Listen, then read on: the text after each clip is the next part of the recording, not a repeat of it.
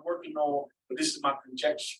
Too many of these theologians are throwing things on the wall, and I'm seeing these other colleges replaying it. Oh, he man got something there, and he ain't proved nothing. It's just a bunch of theories. So that's my practice, Gerald. Trying to see what we can lock down.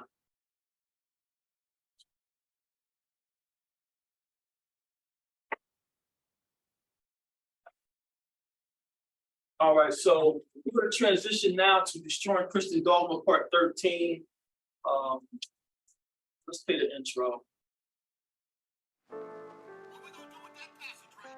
I always think it would go fast, but the questions come up. My mind was like, this can be quick. It was good stuff, though. All praise. If he said, I can't respond, then that just gives the way. Right. Let's go to leadership. That's right. If he said in Hebrew, I came for the lost sheep, but he said, I came for Tazan, then that would give it away. Everybody would have known what he was talking about. If I came for Tazan of Yasharahla, came for the sheep. You can't wiggle in there. Yeah. You was never called sheep, you was never lost. You was never called Tazan. Like, forget the sheep. Right. You're not called Tazan. You was never found and cleaned up, and you was never rooted anywhere. Right. And your people just pillaged and took lands, but we were actually rooted in that land, by our planted in that land by our fathers. So let's just get through these slides, see how far we can get before we run out of gas. So just some general reminders, and that Sharash Ibar was a perfect example. We have to kick it when we get to these scrolls. We got to keep it in context. And we're getting examples after examples. The Masoretic text can't be trusted. The English language can't be trusted. The Latin language can't be trusted. The Greek can't be trusted. So you got to kick it. You got to keep these scrolls in context, but it's the Israelite context. If you don't know the culture, you don't really know what you're reading. And then, of course, our tribal declaration is just the facts of the case. Listen, I don't care what they're saying about us. We think we know it all. And listen, with all that. I'm tired of being lied to, and I refuse to get up here and tell anybody my opinion or things I can't prove. These are Israelite scrolls written by Israelites. And if you don't understand the culture, you don't understand Israelites, you don't understand what you're reading. That's the facts of the case, family. So just to drive home the point, everything we've been learning under Christianity, you've been a Catholic. I was a Catholic, you was a Catholic. No matter what that sign outside your church said, First Lutheran, Baptist, Pentecostal, whatever, all of us were Catholics. You went to church on a Sunday, you were Catholic. You celebrated Easter, you was a Catholic. You called Jesus God, you were a Catholic. Can you read this for us? Seminary education. Seminary education. Take your time. In ecclesiastical writings, seminary designates a special type of school dedicated to the spiritual, moral, and intellectual formation of the clergy. It is derived from the Latin word seminarium. From what word?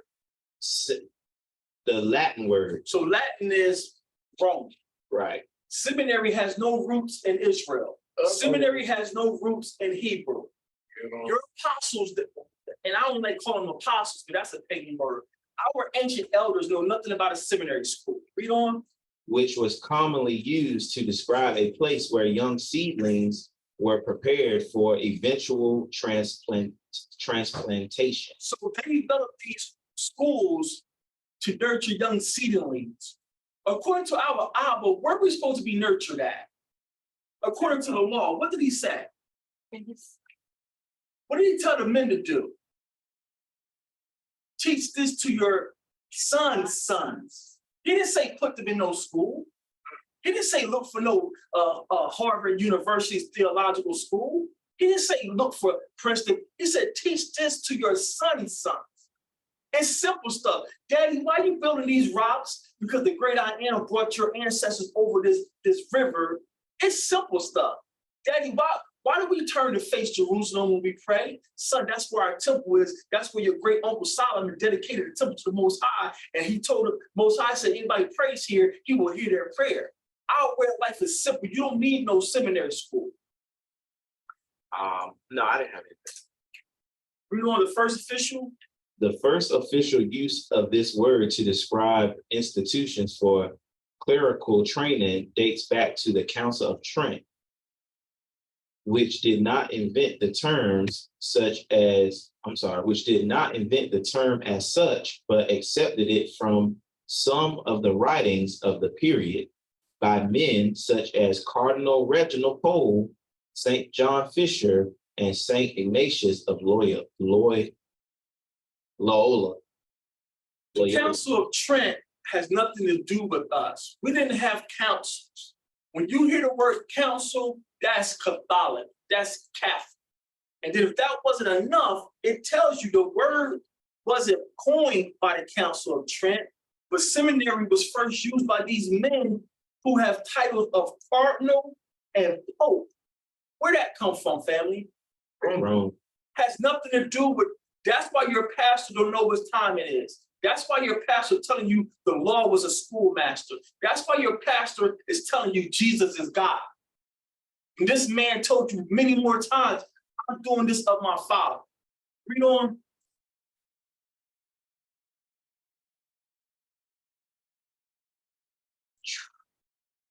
Tridentin. Yeah, Tridentin, I'm not really sure. Discipline. Mhm. The council made it obligatory for every Diocese. Anybody know what a diocese is? Catholic, Can you see it? bishop. It says in some Christian churches, a territorial area administered by a bishop. You say elders about what? A bishop. Do we have bishops in Israel? Wow. We have elders, chefs. Oh, so just a little information. Chef, did you hit power? No, you want to cut it off. This is good now. I already cut it off. That word diocese, however it's pronounced. You know, they collect money. So when you're even in the black churches, when your bishop comes in the church for your bishop, that's his body. You got to give him a certain amount of money. Some of them dudes will not still. You ain't got fine stance.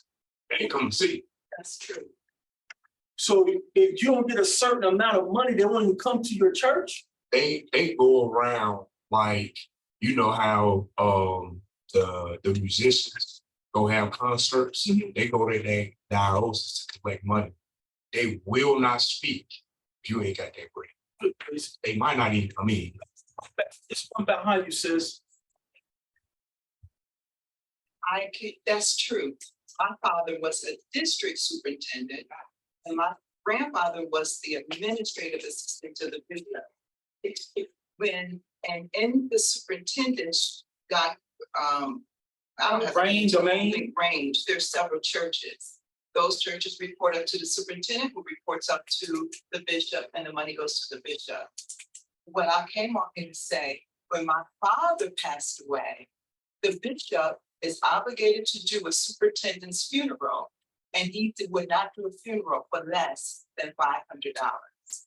Charging to honor this man's memory and family? You see how deep this goes? Nowhere do a Levite collect a fee. That money goes to their upkeep in the Most High's house, and they're working for free. They're going to come bury your family for free because we already taking care of them. So we feed the Levites. We feed the Levites because it's part of the oath. So the pastors get fed and money. Because they're gonna eat in a minute. But it shows you how this thing is for Israel. You guys being clergy under this Roman Catholic, you think you're following the church. You're not following the Nazarites. You're following Roman culture. We don't have nothing called a pope, a bishop, or diocese in Israel. We have the main temple is Solomon's temple. That is the only house of Yah on this earth, and it's gone. So when we get back home, we're going to have a main temple where Yahweh Shai is. But then during the week that is not feast, we got little bagyats where we live. So we can't always go to Jerusalem or Zion. We live too far away. So we got local bagyats, but those three major feasts, we're taking our families, we're going to Zion. That shows you your Catholic Church, aka Christians, y'all don't know what y'all doing. Y'all think y'all following Yahweh Shai or Jesus, and you're following Rome. Let's keep reading out. It says the council made it obligatory to every diocese to erect a seminary for the purpose of educating the local clergy. Whenever possible, this institution was to be built near the cathedral church. Built near where? The cathedral. You see, you go to seminary and you have no understanding of what's going on in the Bible because you're getting your doctrine, you're getting your curriculum from Catholics. You were trained to be a Catholic to uplift the Roman government. Cathedral, we have no cathedrals. We have the house of Yah, and then we have smaller houses of worship. That makes sense? Read on out. So that the young aspirants to the priesthood might serve a sort of apprenticeship there by participating each according to his rank. So can I aspire to be a part of the priesthood in Israel? Only you can have all the aspiration you want. That's for your cousin Levi. You see how these people don't know what you're doing? But now you got a seminary doctrine and you got these scholars and all these different disciplines, and you have the truth. You are Catholic and you're teaching Catholic doctrine. I don't care you call yourself First Baptist or we're the First Pentecostal. If you're not following the commandments of Yahweh Shai, if you're not following the Torah that his blood sealed, you are a Catholic. Read on. In the divine offices presided over by the local bishop. Again, a bishop we have no office, we have no elder ever called a bishop in Israel. This is Roman doctrine, this is Roman culture. That's why your pastor don't know what he's talking about. Read on. If an individual diocese was too small or lacked the necessary funds, it could join with the other dioceses for the construction of a provincial or inter-diocesan seminary. So I guess if they couldn't get the bread up that you said that man wanted, connect with this church, and now I preach both of y'all because y'all can afford my offer. Wickedness. Those to be admitted had to be born of lawful wedlock and had to be at least 12 years of age. Now, isn't this a oxymoron? You want to tell them that if you want to be a priest, you got to be born of a lawful wedding, but it's not lawful for you to be a priest if you're not a Levite. You see how these Catholics don't know what they're doing? Read on. They were obliged to possess certain minimal educational requirements and to have a sincere desire to dedicate themselves wholeheartedly to the service of the church. Special preference was given to the children of the poor. The children of the rich, however, were not to be excluded if they paid for their training. The young men were to study letters, humanities, chant, liturgy, sacred scripture, and dogmatic moral. So y'all see sacred scriptures was like what, fourth, fifth on the list? Mm-hmm. This is why these pastors in your church, the Black church, I'm really focused on the Black church, trying to heal the Black church. This is why the Black church, whatever flavor you want to say, we the love this, we the love that, we the Baptist this, we the Shining Light, we the Union Baptist, we the Shiloh Baptist, New Covenant. If you're not following the Most High's commands, you are a Catholic, and all your doctrine, all your literature has been given to you by the Catholic Church. Nariah. Khan, real quick, I just had a question because Mariah, you had mentioned, of course, having the main temple and around the nation we'll have smaller bayats in each, I guess, city where we dwell. And my question is, so if we sin, because you know sometimes you have to take like the sacrifice to the wherever the bayat is, will we have to do that in every city where we're at? That way, because obviously, you know, taking a sacrifice all the way to Jerusalem, if somebody sinned, that doesn't sound logical, does it? Well, remember, that's why, again, and I know Nariah knows this, it's just you can't remember all this stuff all the time. But remember, who received no inheritance when we got the land? Go ahead. I said the Levites. Remember, the Levites didn't receive inheritance. So they were divided among the 12 tribes. And Right.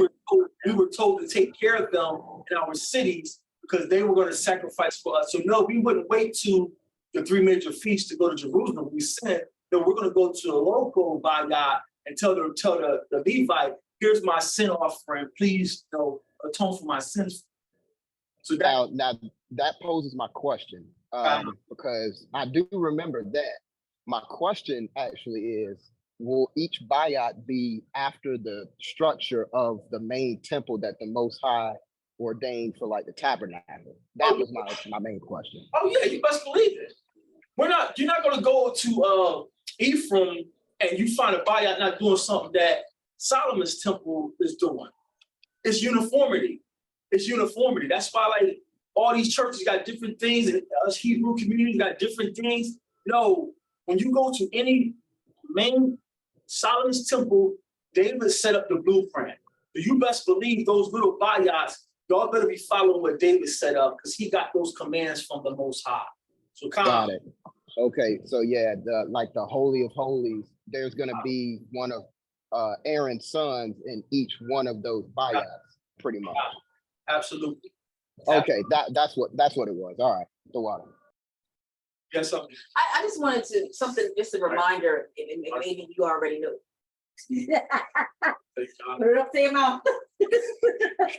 This is just a reminder, so maybe you can look for it. Remember one of the Bibles that we had in the front of the Bible, it had the setup of the temples and how they were set up.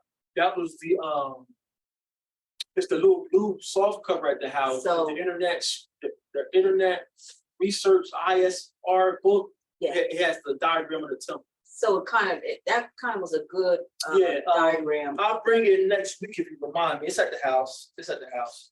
But there's a lot of good images online. They did a good job of reading David's blueprint and Solomon's, and they give you great depiction of the temple. But yeah, Chef. Oh yeah, it just makes me consider like when you read the so-called New Testament, you're looking at the writers of Paul, and you go into Timothy, and they tell you how to build a church. I mean, we already know that the Romans were infiltrating and doing all this other stuff through our books. So they telling you that you gotta have this order where you got your bishop, you got your churches that you break out. I mean, they building on corruption. They saw, hey, we can make some money off these jokers. They can exchange their food for money and bring it to the temple. So the rabbit holes go deep, and I pray it's going to be crossed. I try to keep everything in order. It's just all these topics and all this history, we're going to repeat it over and over again as we get to the New Testament. New Testament, if you're not strong in the Torah, you really need to read the New Testament.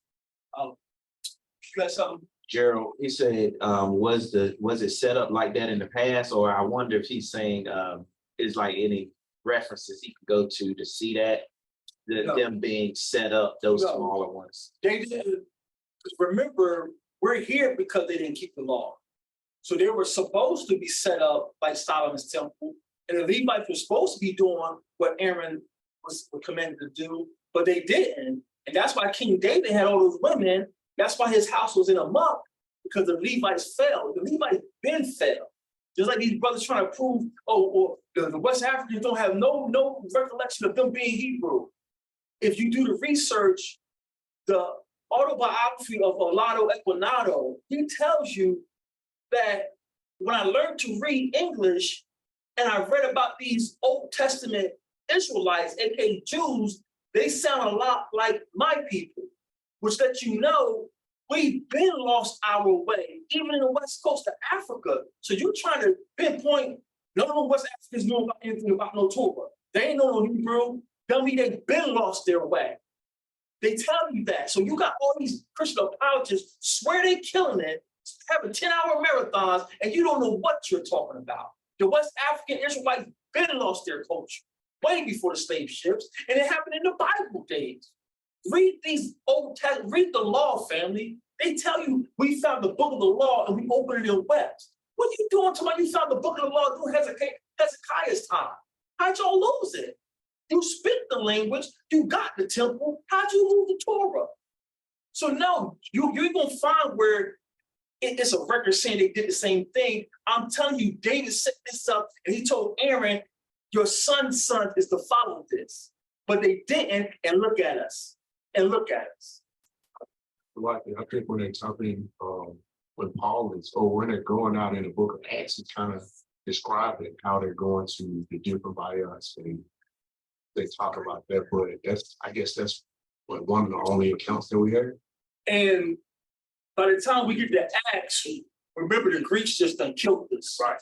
I mean, spiritually and physically and mind. We really think we're Grecian. So Paul and the brothers, the elders, they're teaching people who, even if they're a Levite, they don't even know how to really sacrifice cleaning no more.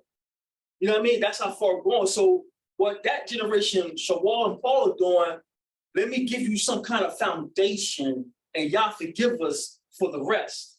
So that's all Paul and them are doing. Like, if they found Levites in them European countries, Paul, by that time, Paul, which is a Benjamite, he didn't know how to sacrifice correctly. You know what I mean? So this is the level of critical thinking you got to use when you're hearing these people rebuttals and you're getting these questions. Keep it in context. They lost their culture in the Old Testament. So by the time the New Testament comes, y'all saw, they thought Messiah was the greatest thing on earth because he was teaching law. He just telling you what the problem, what have you been reading? Oh, you've been listening to the Pharisees. So they've been lost their culture. It's right in front of you. If people was just stop being sheeple and, oh, wow, that's a good point. No, it's not a good point. You don't know what you're talking about. So any more comments or questions? I'm sorry, y'all not on the front lines hearing how they just trying to, every point they're trying to debate and yet they ain't got no remnants of Hebrew. And they don't got, listen, I'm not the one. I had it up to here. I had it up to here. So this source is, again, because we're dirtbags, we don't have no education, we will not repeat and recite those theological terms. This is from the history of the theological education in America, just showing you all these churches that you and I were a part of are Catholics, and their doctrine comes from the Catholic Church. You think you're following the first century church? You think you're following the New Testament church? You are following the Catholic Church. The source is there on the screen, screenshot it, take a look at it. Can you read this for us? The History of Theological Education in America by Frank Dixon McLoy from Pittsburgh Theological Seminary. The following bibliographical sketch is designed to acquaint the student of American theological education with the present state of available sources on its history. It is the byproduct of the researches pursued in connection with the writing of an article on American Theological Seminaries, Theologistic, You don't have to worry about that. okay, for the new edition of Religion. That's German, keep going.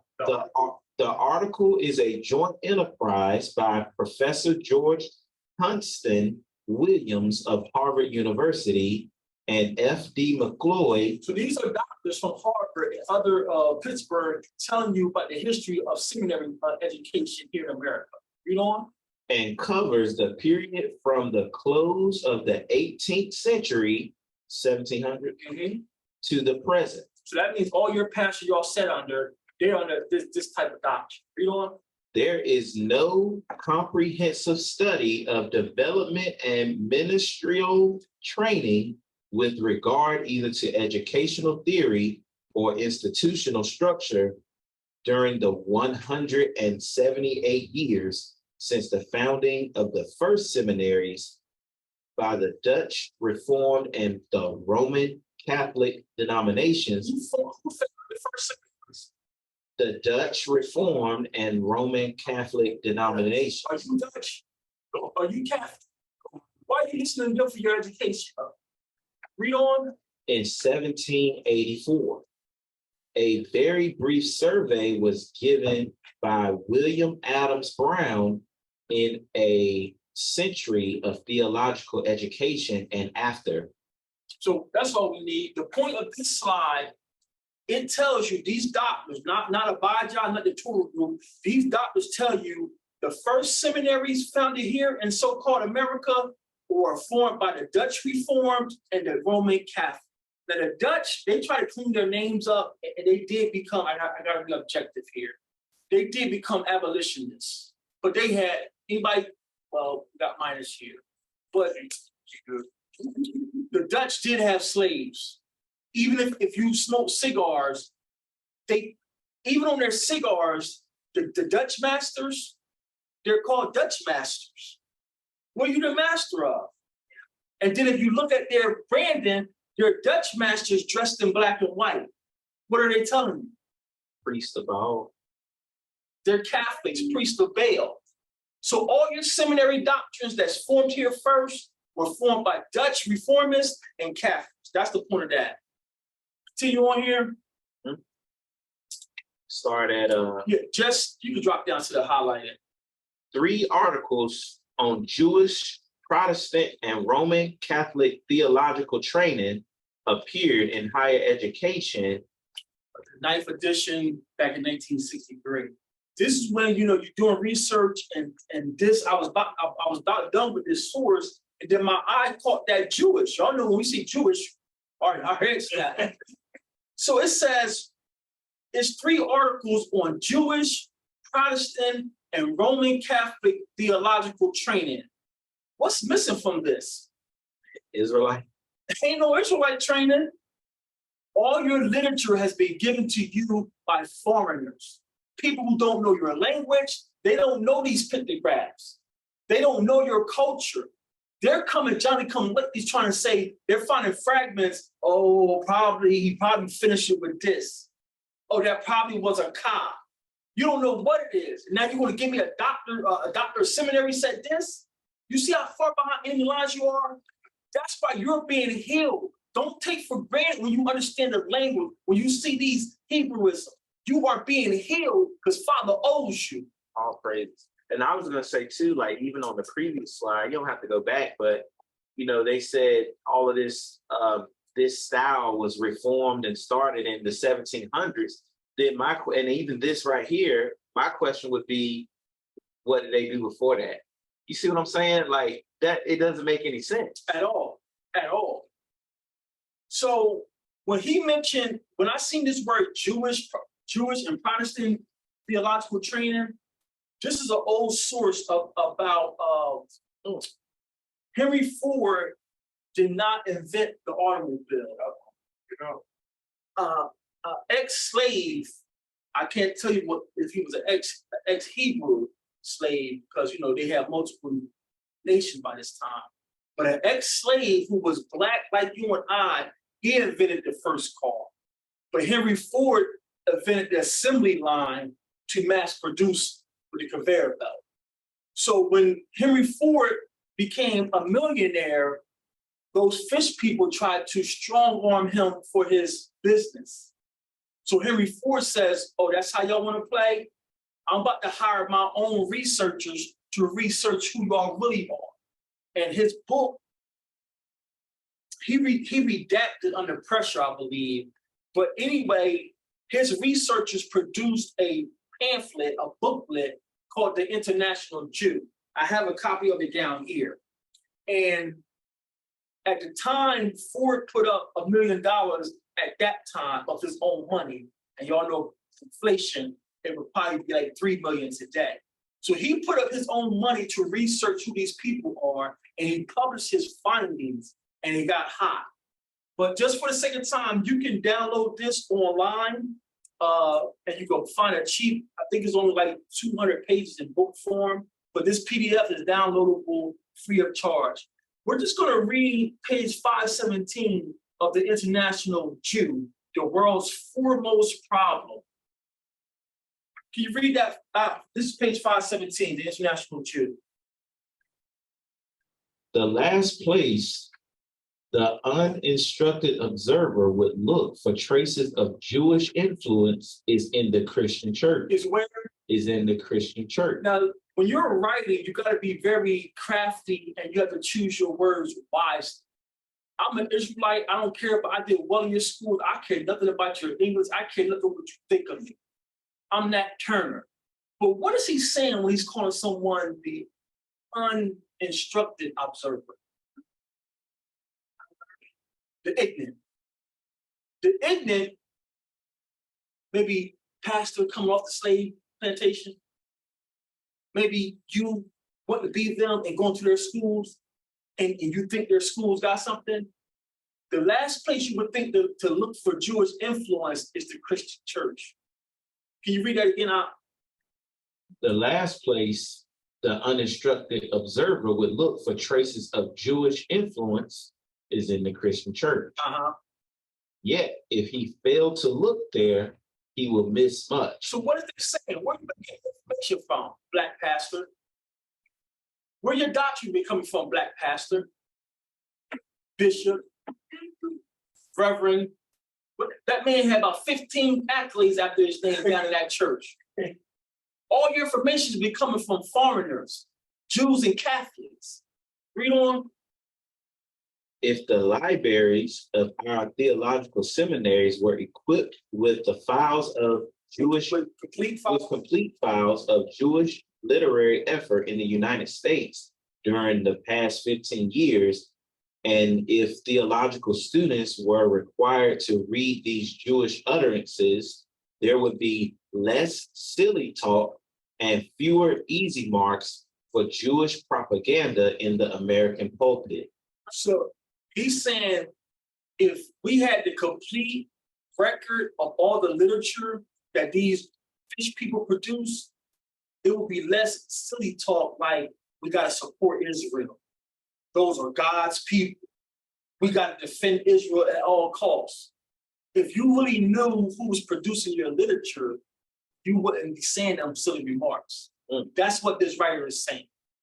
Am I stretching this? Are y'all seeing this? Yeah. Read on. For the next 25 years, every theological seminary should support a chair for the study of modern Jewish influence and the protocols. If they knew the truth, every theological seminary would start a chair, a department. Let's study this information we've been getting. Who's been producing this? That's now y'all see why I tell y'all when you get these apocryphers and I got the Enoch, I got this. Did you check the publisher? Did you check who found the dig?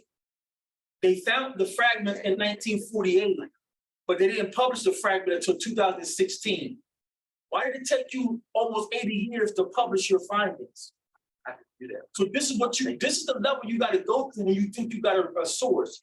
Who found the source? Who translated the source? Now who's going to publish it? Who's going to edit it? This is the level you have to go through if you want to expose these devils. We're deep behind enemy lines. Your Greek education means nothing to the Israelite. We don't have. I can't apologize for my venom. We're up against high devils, family. Y'all don't understand what's out here. You're trying to kill my nation by shutting us down, saying we're making up things. We're just trying to hold on to our identity because we're tired of oppression. We're tired of racism. So now we're stretching thinking we're Israelites. We're up against high devils. And it says the fiction that the Jews are an Old Testament people faithful to the Mosaic law would then be exploded. Say that again. The fiction, so the lie, that, or made up story, the fiction that the Jews are an Old Testament people faithful to the Mosaic law would then be destroyed or exploded. And timid Christians would no longer superstitiously hesitate to speak the truth about them because of that sadly misinterpreted text. I will bless them that bless thee and curse them that curseth thee. This international Jew book was published in the 50s. And as early as the 50s, people are exposing these people, saying these people are not the people of the Bible. And if the dumb Christians would take the time to do the research, they would find you've been exploited and the text has been twisted so you can protect them because they own the banks. And now you want to be tax exempt? Teach this doctrine. But ex-slave black pastor, if you would do some studying, you are a religious organization. According to their federal regulations, you are already tax exempt. But you being ignorant, thinking they have a benefit you need, I preach what you want me to preach. Slave mentality. You think you got something. I was going to say too, when those things were written and established, this whole order here, we were slaves. Come. 1700s. Come. So your whole curriculum wasn't designed for you. Your whole curriculum was not designed for you. Read on. There is a mission for the pulpit to liberate the church from what the New Testament scriptures call the fear of the Jew. The pulpit has also the mission of liberating the church from the era that Judah and Israel are synonymous. The reading of the scriptures, which confuse the tribe of Judah with Israel, and which interpret every mention of Israel as signifying the Jews, is at the root of more than one half the confusion and division traceable in Christian doctrinal statements. So because y'all think those people are Jews, every time you read Israel in the Bible, you think it's referring to these people that y'all calling Jews. But if you knew the truth, you wouldn't be thinking those people are descended from Israel. You won't be thinking those people are really Judah. But because you're ignorant and want to be somebody, I want to put on a collar, I want to put on a tie. I'm just going to accept this doctrine because I'm a doctor now. And now we got to support God's people. We got to support God's people. The whole time God's people been in the cotton field. What first said, big dummy. You big dumb. You sound so educated with those $10 Greek words, eschatological, and the homoousia. I'm gonna get out your own back. It says the Jews are not the chosen people, though practically the entire church has succumbed to the propaganda which declares them to be so. This was produced in the 50s. These researchers tried to tell these people in the 50s, these people that y'all think are the chosen people, and that's why y'all supporting them and defending them and swallowing everything they print. These people, these fish people got so bold, start calling it our Bible. We blessed America with our Bible. This is why the church, our moms, dads, daughters, grandchildren, that's why they're going to hell, because they believe that Christian pastor has an education. They believe they have the truth, and all your information has been coming from Catholics and Jewish people. Any comments or questions so far? I think that second to last paragraph is confusing me. Yeah. I'm trying to figure out what am I missing? So, The pulpit has also the mission. yeah. So he's saying the pulpit also should be charged with freeing the church, the Christian or Protestant church. Y'all should be trying to free the Christian denomination of that false doctrine that when y'all read about Judah in those Bibles, that is referring to those people over in Israel during this time. But this is after 1948. This is in the 50s, 60s, and now the 1948ers have taken the land. Now they done got America supporting them. Now America is telling the world, these are the holy people. We got to defend Israel. fake Israel. Since, Do you have this book, did you say? yes, I do. And did he go on to say who the chosen people are? I don't think so. This, yeah, that last sentence say who's not. Yeah, I don't think he did. I have it. I know it's down. I don't think he did. And then to throw salt in the wound, what happened was he had a meeting with some of those rabbis. That's how they do. Did they do? They do the young boy like that. Nick Cannon. Let's sit down. Let me educate you who we really are and why we are loving people. Meanwhile, you got a dagger behind my back. Meanwhile, while you're sitting having a meeting with me, you're erasing my bank account. That's how these people play. So this is the International Fish by Henry Ford. And the booklet, I think, is truncated because this is only 75 pages. This PDF is like 350 pages. So I don't know if he has more sections than me. Wasn't there a movie out by Henry Ford? Did it? Oh, yeah. Did that Oh, touch yeah. on it, I or don't was that have just that. pretty Hollywood? Did that touch on anything like this, or that was just Hollywood stuff? I don't remember that movie, Queen.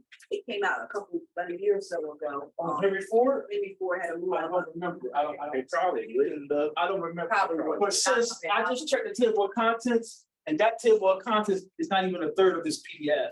So that book, that little booklet is only 80 pages. This PDF has multiple chapters. So I'm gonna keep this PDF and print it out. But this is still reading that the Jews, quotations mentioned in this point, this time frame, is the fake Jews that are technically over Right. there. When that last sentence is saying the Jews are not the chosen people. We're not Jews.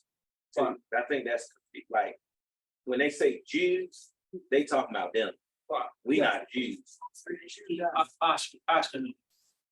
So So I get when we say like we're not Jewish, but then I hear other people say that we're Jews. Not we use the Jewish, word we're Jew just Jews. as not the Jews people. Right. Yeah, okay. Well, just to be so I'm not lost with what Shamaria just said. Even though he's saying Jews, they're referring to the Israelites, even though they're saying Jews, but they're just No. He's When referring they're- to the fish people. When they're writing, the Jews are not the chosen people, they're talking about the Israel that was Israelis. established in 1948. Right, He's talking about Zionists. right. okay. So that's why you have to get familiar with the terms for these people. It's one term, most popular term in all circles is Zionists. And in the Hebrew community, we come up with our own monikers for them. Like here, we call them the fish people. Some people call them the 1948ers. Some people call them the small hats. But in this era, they're being called Jews. So when he says the Jews are not the chosen people, he means the 1948 nation that America helped set up, not us. But there are some publications where they talk about, especially, and I remember you've written out some with even Portugal, people of Portugal, they term those people Jews, Right. but they were us, They was. Israelites. Right. That's why it gets confusing. Uh-huh. It gets confusing. Like because there's no letter J in Hebrew, we would never call each other Jews. But those people are portraying to be the Jews, Right. the Israelites. Right. Correct. They're calling them the Jews, but they're considering them the 1968, you said. This is like a fifth piece going But the Jews are, even though they are considering themselves Israelites. Okay. So he's exposing to the world.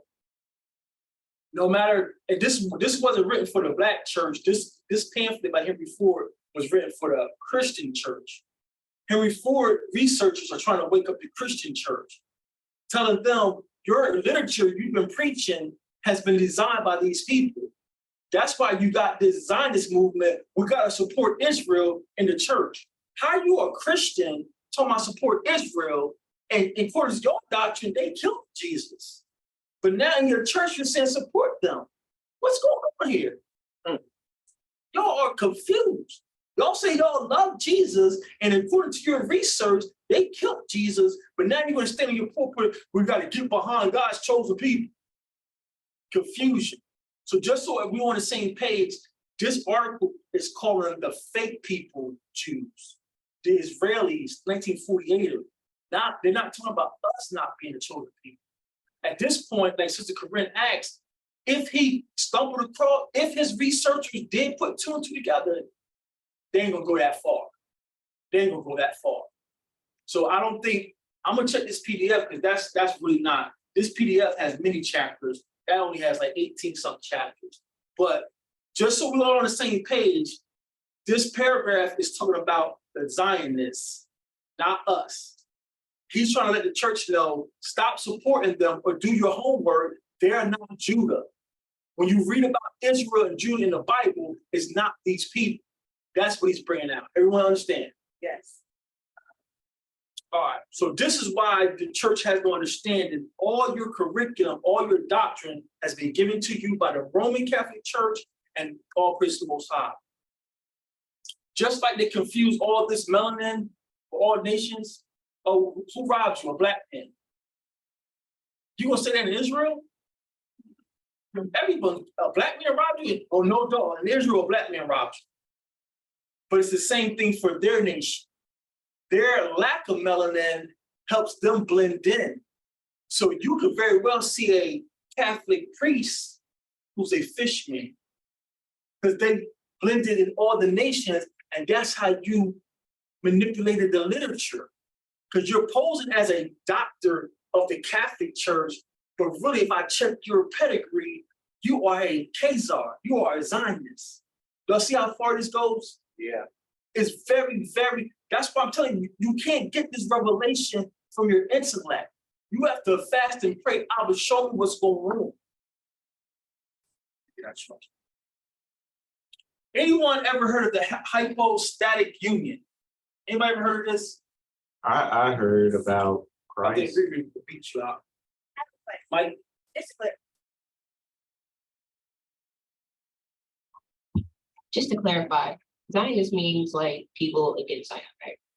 No, they are, so originally the term Zionist described a German or Polish person who advocated that that land is theirs and they deserve to have it. But then it winds up covering anyone who has that thought. So even if I was a Black Baptist pastor, I said, yeah, we got to support them, I would be a Zionist too. So they actually support them having the land. That's what a Zionist is. Great question. That was a good question. Support the fish people having no land. Support the fish. Anybody support the fish people having that land, you are a Zionist.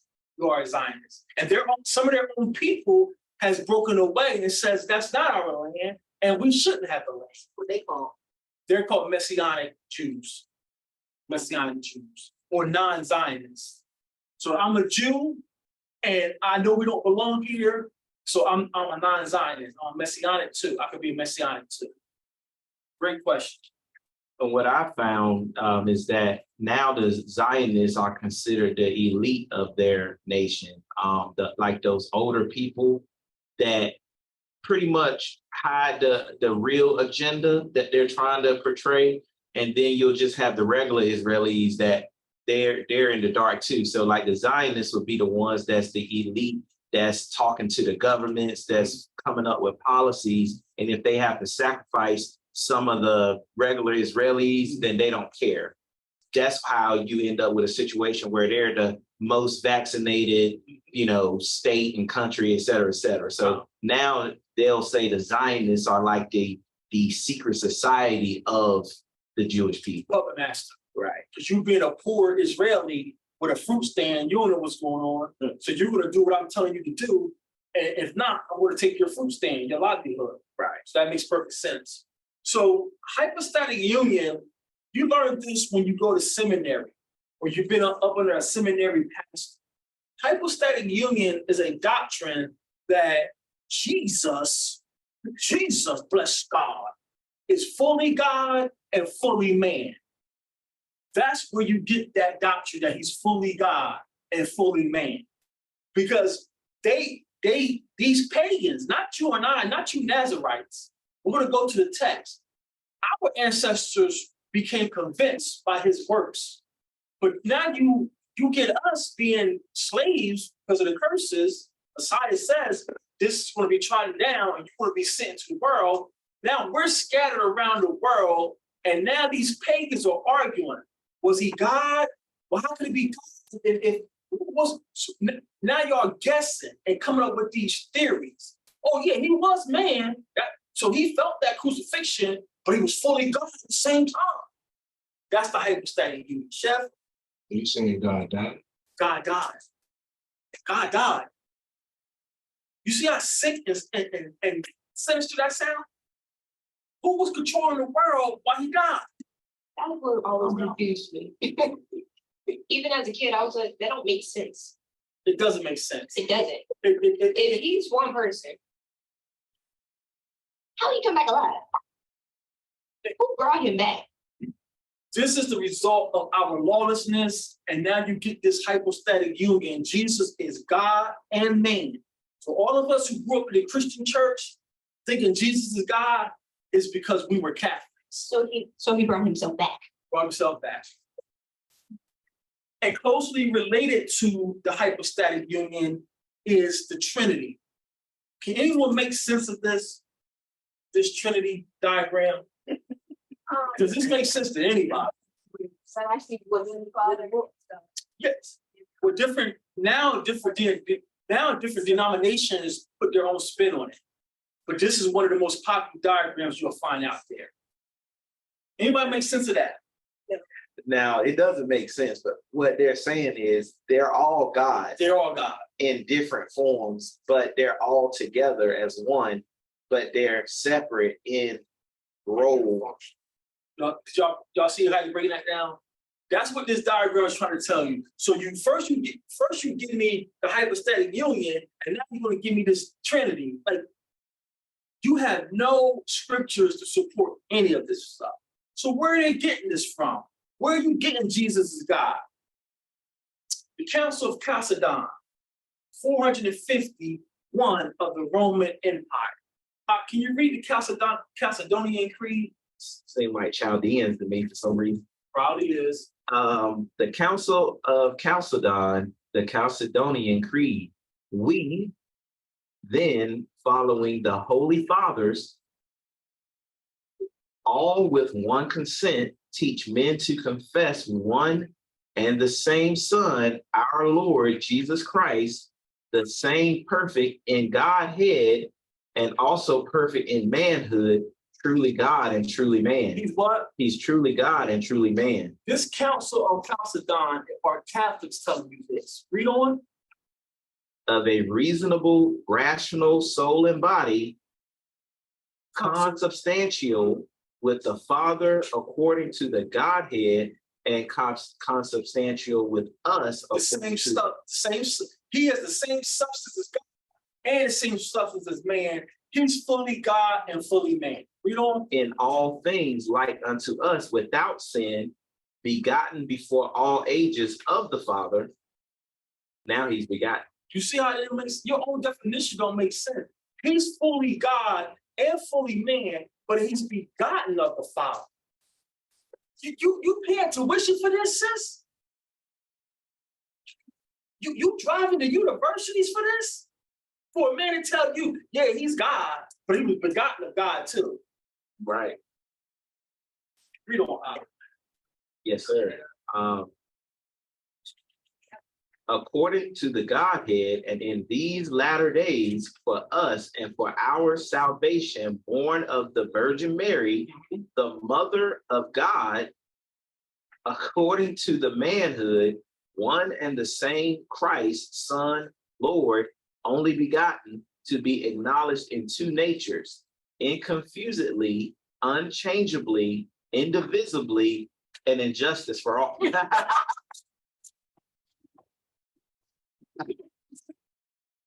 I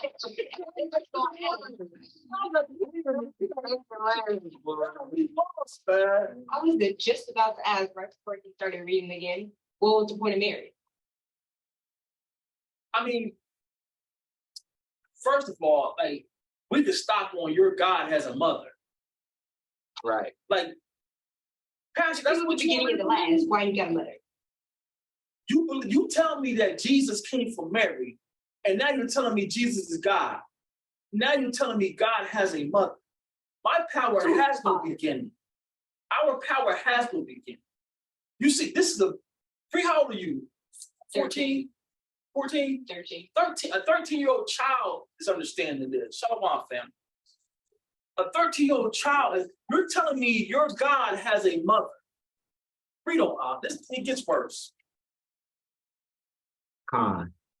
Indivisibly and separately, the distinction of natures being by no means taken away by the union, but rather the property of each nature being preserved and concurring in one person and one subsistence, not parted or divided into two persons, but one and the same Son, and the only begotten, God the Word, and the Lord Jesus Christ, as the prophets from the beginning have declared concerning him, and the Lord Jesus Christ himself has taught us, and the creed of the Holy Fathers has handed down to us. Go ahead. Now, it's a lie. It's like every sentence, but Christ never said that I am the Father. He just said, I am the Father or a God, meaning we on the same page. We have the same mission. I'm down here running his mission. I know they don't know anything, but just if you reading the Bible, I think I was reading Samuel. I'm on Samuel right now. And not this class I'm gonna do this week, but the next time after this. But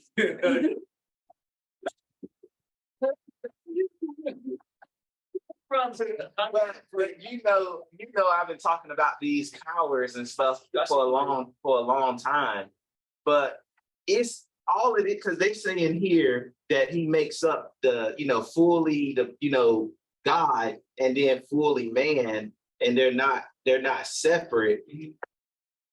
All it is the power that the Most High used in all things. He put on whoever he wants to, and this is something that you can show with witnesses. Like right now, for example, the Most High could put his spirit on Zahaba, and she could, punch a hole through this wall if that's what his will was. So when he puts his power on the Son, now the Son can raise the dead, heal the sick, do all of these things by the power that the Most High, the Spirit, it's that Spirit from the Most High. And just help me out, because I didn't go to seminary, but didn't someone in the Old Testament raise the dead? How did he do that? These it's all through the same Spirit that's been here from the Most High. That was my point. These pagans are feeding you your curriculum. Read. And didn't Jesus or whatever say that he was to follow his father? Multiple times. Not himself, his father. Not for babes. Chef, that's Chef's daughter. So even just thinking when he was baptized, the dove said, he said, now I have all. Come. Where's that power coming from? Come. Why are you gonna give yourself all power? You should already have it. Come. Even though we're dealing with the text, you Christians accept the text that point. And the text that you're preaching says, now I have all power. So what did you have before, God? You see how it makes, none of us went to seminary, none of us have, well, some of us do have education. I got a piece of education. They don't take their education, it takes the Ruach healing you. This is the Father healing us. And now it's created an idol to where people have a hard time, even in the truth, to understand the order that the Most High created, because they think you're giving Christ a demotion, saying he's not the Father, and he says he's not the Father. So, but what's worse, when you take glory from the great I am, that's idol worship. So yeah, that's the first commandment. So you think you're going to heaven, which is nowhere in Scripture, but you think you're going there where you done just remove the Father from the throne and gave his throne to his Son? So this doctrine, all of us was calling Jesus God when we was in the church. it came from the Catholics. I don't care what these pastors are naming their church, First Denominational or First Side Baptist, whatever. If you're not following what the Most High gave to Moses, if you're not following what Yahweh Shai, who y'all call Jesus, if you're not following what he resealed with his blood, and we're going to show you with text, you are a Catholic. You think Jesus is God because of the Catholics. Can you read the 64th hour? The Council of Chalcedon, 451 AD. Chalcedonian Creed was adopted at the Council of Chalcedon in 451 in Asia Minor as a response to certain heretical views concerning the nature of Christ. This Council of Chalcedon is the fourth of the seven ecumenical councils accepted by Eastern Orthodox Catholic and many Protestant Christian churches. They should just say Catholics. It don't matter how you break the Catholic Church up. You could be Lutheran, Reformed Lutheran. You could be what is else out there, y'all? Protestant. If you're not following what we got in Israel, you are a Catholic. Right? It is the first council not recognized by any of the Oriental Orthodox churches. I don't have any witnesses, but I ain't gonna say it, so I have no witnesses. Great. You said that the Most High would you were saying something that like they were saying the Most High would give his throne to his son. Why would you do that? It's not like y'all gonna die. So what sense does that make? He's eternal. And that's going. So what you just speaking upon is knowing Israelite culture. And Israelite culture, this is my son. I have this inheritance with me. And as long as I'm alive, he has nothing.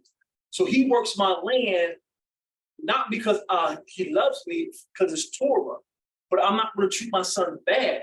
But he knows he has nothing until I die. So can y'all find me a text when the Most High died? Anybody? 1 Corinthians, Revelation, 3 Maccabees.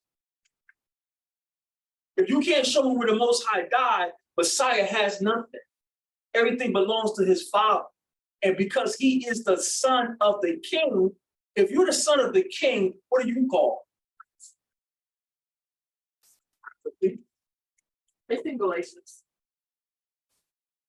That's where everybody else would go. Galatians, Hebrews. That's follow me to Galatians chapter 3. So family, this Catholic doctrine has infiltrated. Let's get a little bit more of the sources of the Catholic doctrine.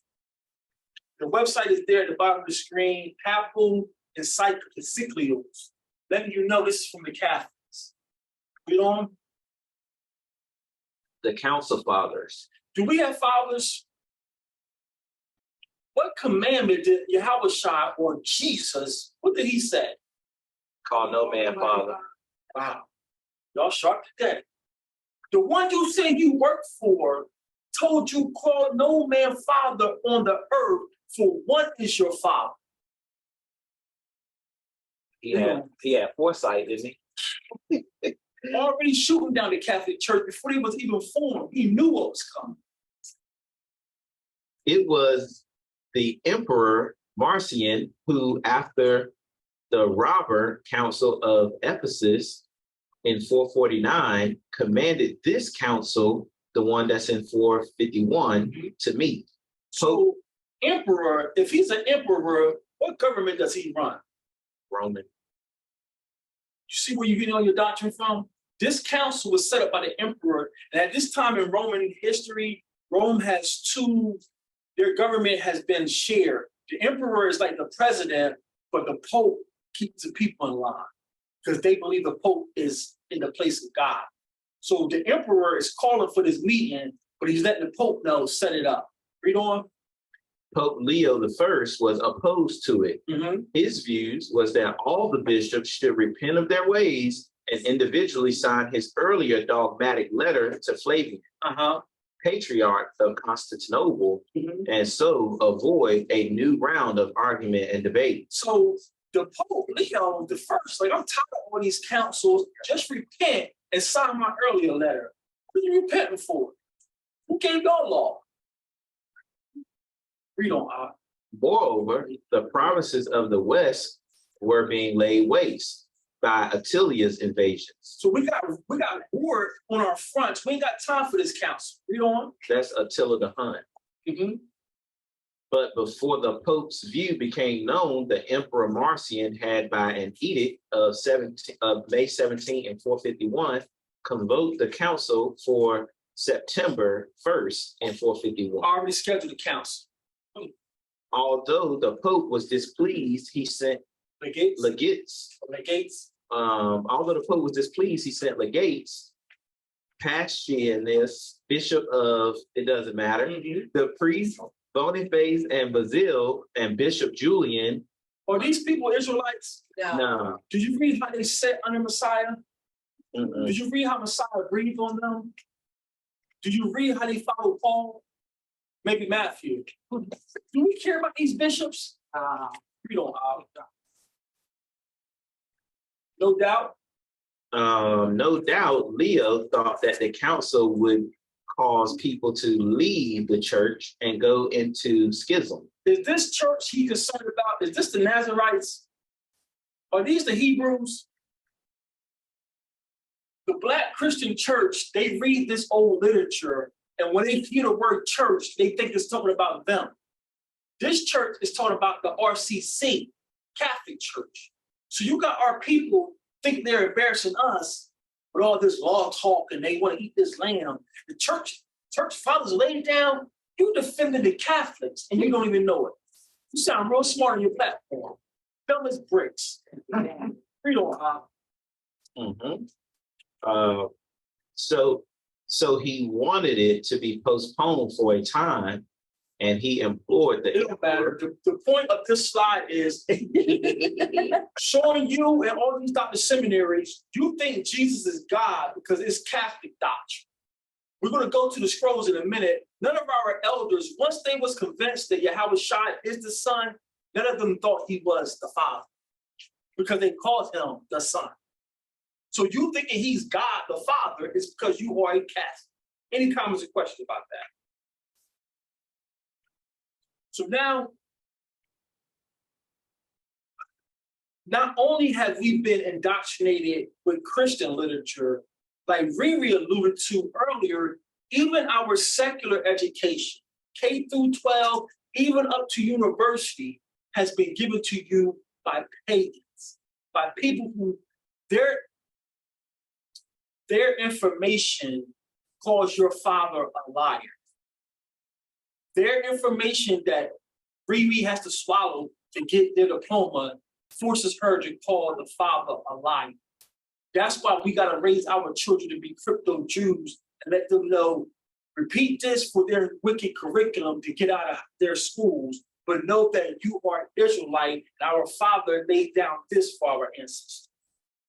No one get afraid, especially my 80s babies. No one they actually do no project.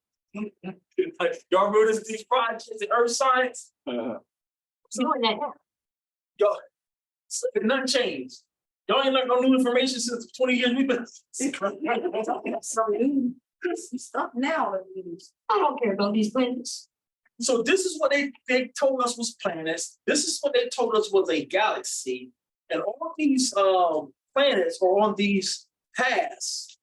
And they're on these paths, and they all are revolving around the sun. Are they still teaching this? Still teaching this?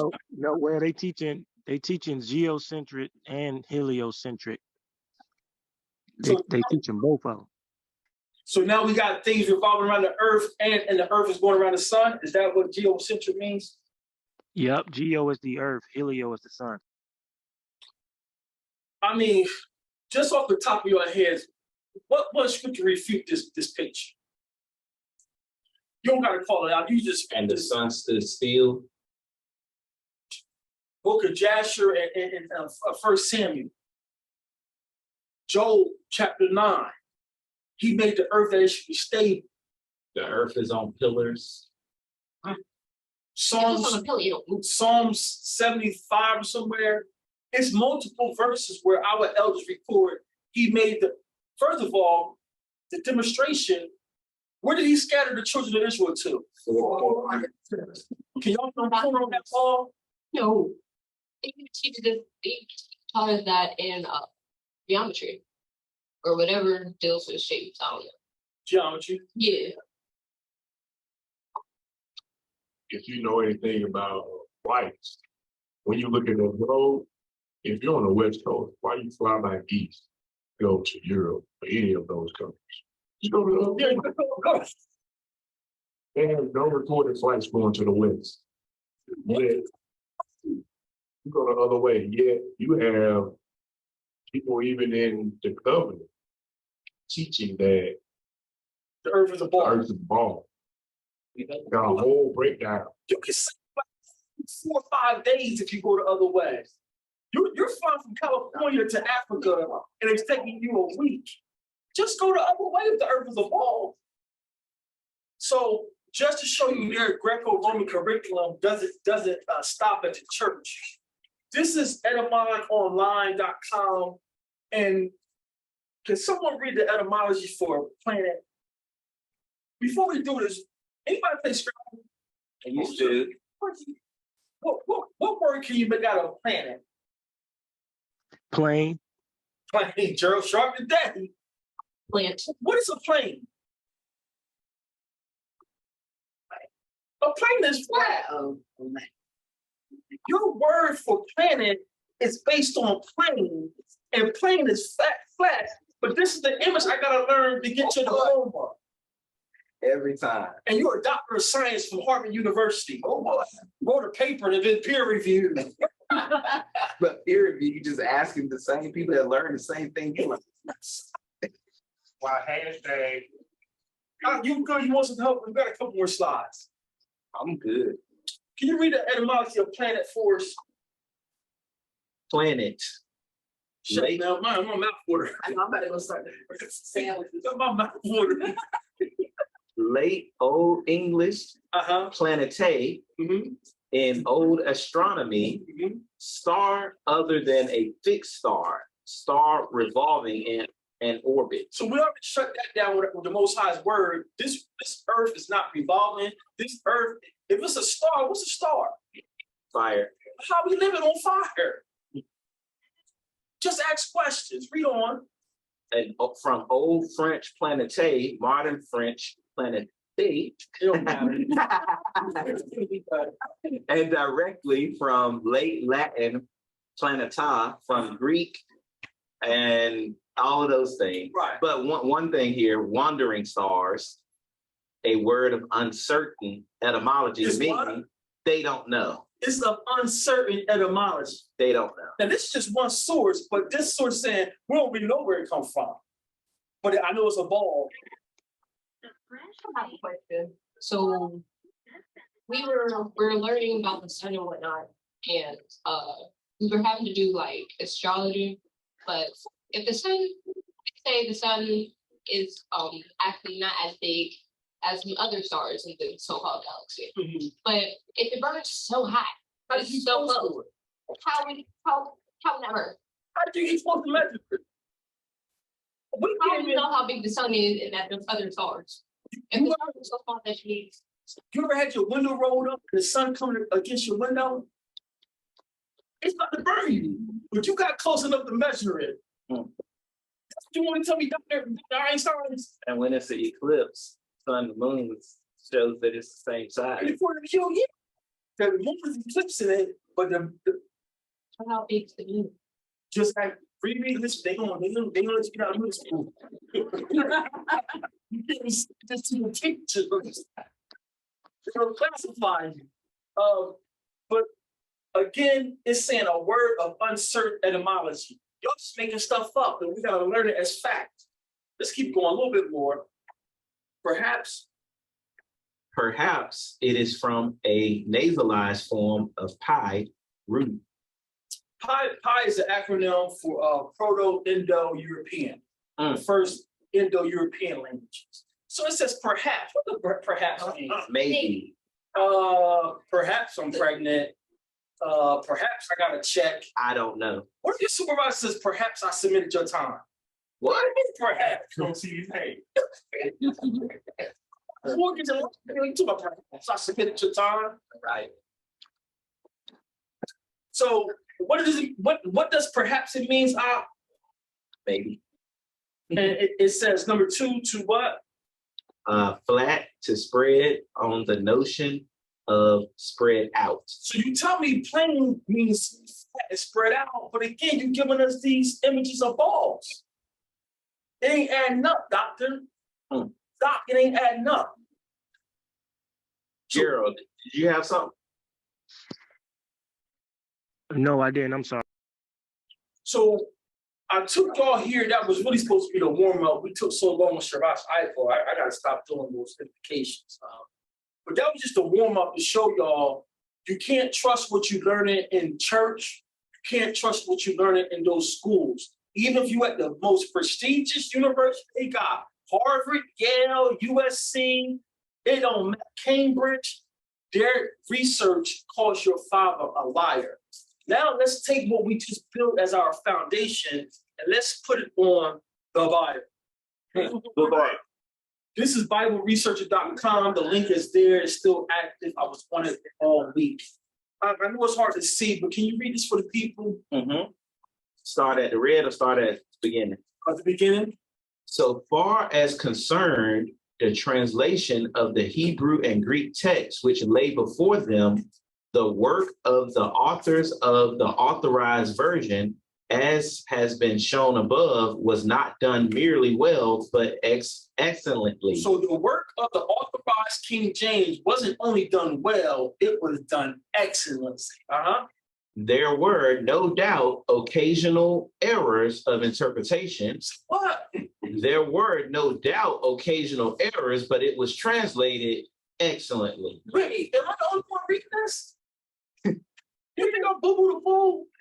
Who just told me it was done excellently? What? Reread's the most youngest one in here. Well, y'all don't get the grades no more. Y'all don't get A's to F's for y'all. What is excellent in the grade scale? An A. So you telling me you're giving these people an A for errors, but it does. I mean, I know that's why it's so tough, man, because it's garbage. It's nothing you can say. But you get in front of your little platform, and yes, I just finished the class on hermeneutical theological breakdown, and what they understand, you got to understand the text from a hermeneutical perspective, and Jesus is God because God is going to be Jesus. What verse is that? They give you all this fluff and excitement, and I don't care if you don't say it to me. Give me some witnesses to what you said, Doc. You just told me that the Bible, King James, authorized was done excellently, but now the next statement, it is a couple errors. That one, it's infallible. Read on up, and it gets worse. It gets worse. There were no doubt occasional errors of interpretation. You mean like if Solomon is black or the woman is black? And in regard to the Old Testament in particular, the Hebrew scholarship of the age was not always equal to the demands made upon it. What did you just say? All the writings that they found in Hebrew, they didn't have enough scholars to be able to translate in that language. All in the Israelite Kool-Aid. Don't know the flavor. So just make it. I'm gonna do the best I can. This is what we got going on. This is what your Bible was made of. Read on, Bob. But such errors as were made were not of such magnitude Ain't a big deal. or quantity as to have made any extensive revision necessary or desirable even now after the lapse of nearly 300 years. So nearly 300 years, we been knew it was errors, but they're minor, and they ain't worth making a revision of the text. What did the Most High say, Deuteronomy 4:2? Thou shalt not add or take away from my word. You're printing Bibles with error, but it's no big deal. It's not enough for me to reprint this whole thing, but now doctor of seminary is preaching to you. So we got more to go. I ain't gonna take y'all through all this. Let's go to is it any more in there? I just think about this judgment, and I was like, I was just think about. No, I was just saying. I just think about this judgment, and now I see the like. I guess the extent to what type of judgment the Most High is going to do is probably like we can't even imagine. Right. Because this is everything is trash. Trash. Right. So now y'all see why I'm telling y'all that we're trash in the Bible, but not the word of Yah. Now you see why I'm begging y'all to help me fast and pray, to double check everything we're serving. Because we're no longer being indoctrinated. Hey, man, he tore it up. Yeah, I ain't got to know. I don't care if, just because I killed the hey chef, you cook. But hey, listen, if you miss it, hey chef, wasn't on his game this week. I would tell the chef, nah, chef, that wasn't on point this week, chef. We got it. You know what I mean? Well, I love her because she'd be like, I don't know about this bad. We're not falling asleep anymore being a doctor. We're all going to do the work. We're all going to be Bereans. That's what we need you to be here. Do the work with us. Stop being indoctrinated and just, well, no, it makes sense, but I'm still keep donating. Now I know the earth ain't round, but let's keep going, y'all. One more sentence here, we're gonna move. Right, got it. Leroy, I'm sorry. Zahaba, if you could, it's a little loud on my side. Could you read what I sent you earlier this morning? Enoch chapter 104. You can do it in your Sefer app if it's easier to read. Enoch chapter 104. I saw this morning, and I was wondering why the Most High took me here. Well, that's the increase. We don't need that. So Zahaba, in your Sefer app, just read Enoch 104 verses 7 through 9. That's all we need. 104. If it's hard to read, I'll call the verse and book chapter and verse, sis. Enoch chapter 104, verse 7 through 9. Verse 7 says, now will I point out a mystery. Many sinners shall turn and transgress against the word of uprightness. Verse 8, they shall speak evil things. They shall utter falsehood and create a great creation and compose Sephrim in their own words. Separum is books. Separum, they're trying to say books in Hebrew. They're going to create Separum or books in their own words. What the KJV is doing. Great precept, Uriah. You got to get started from the top of that verse.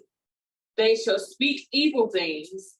They shall utter falsehood and create a great creation and compose Sephrim in their own words.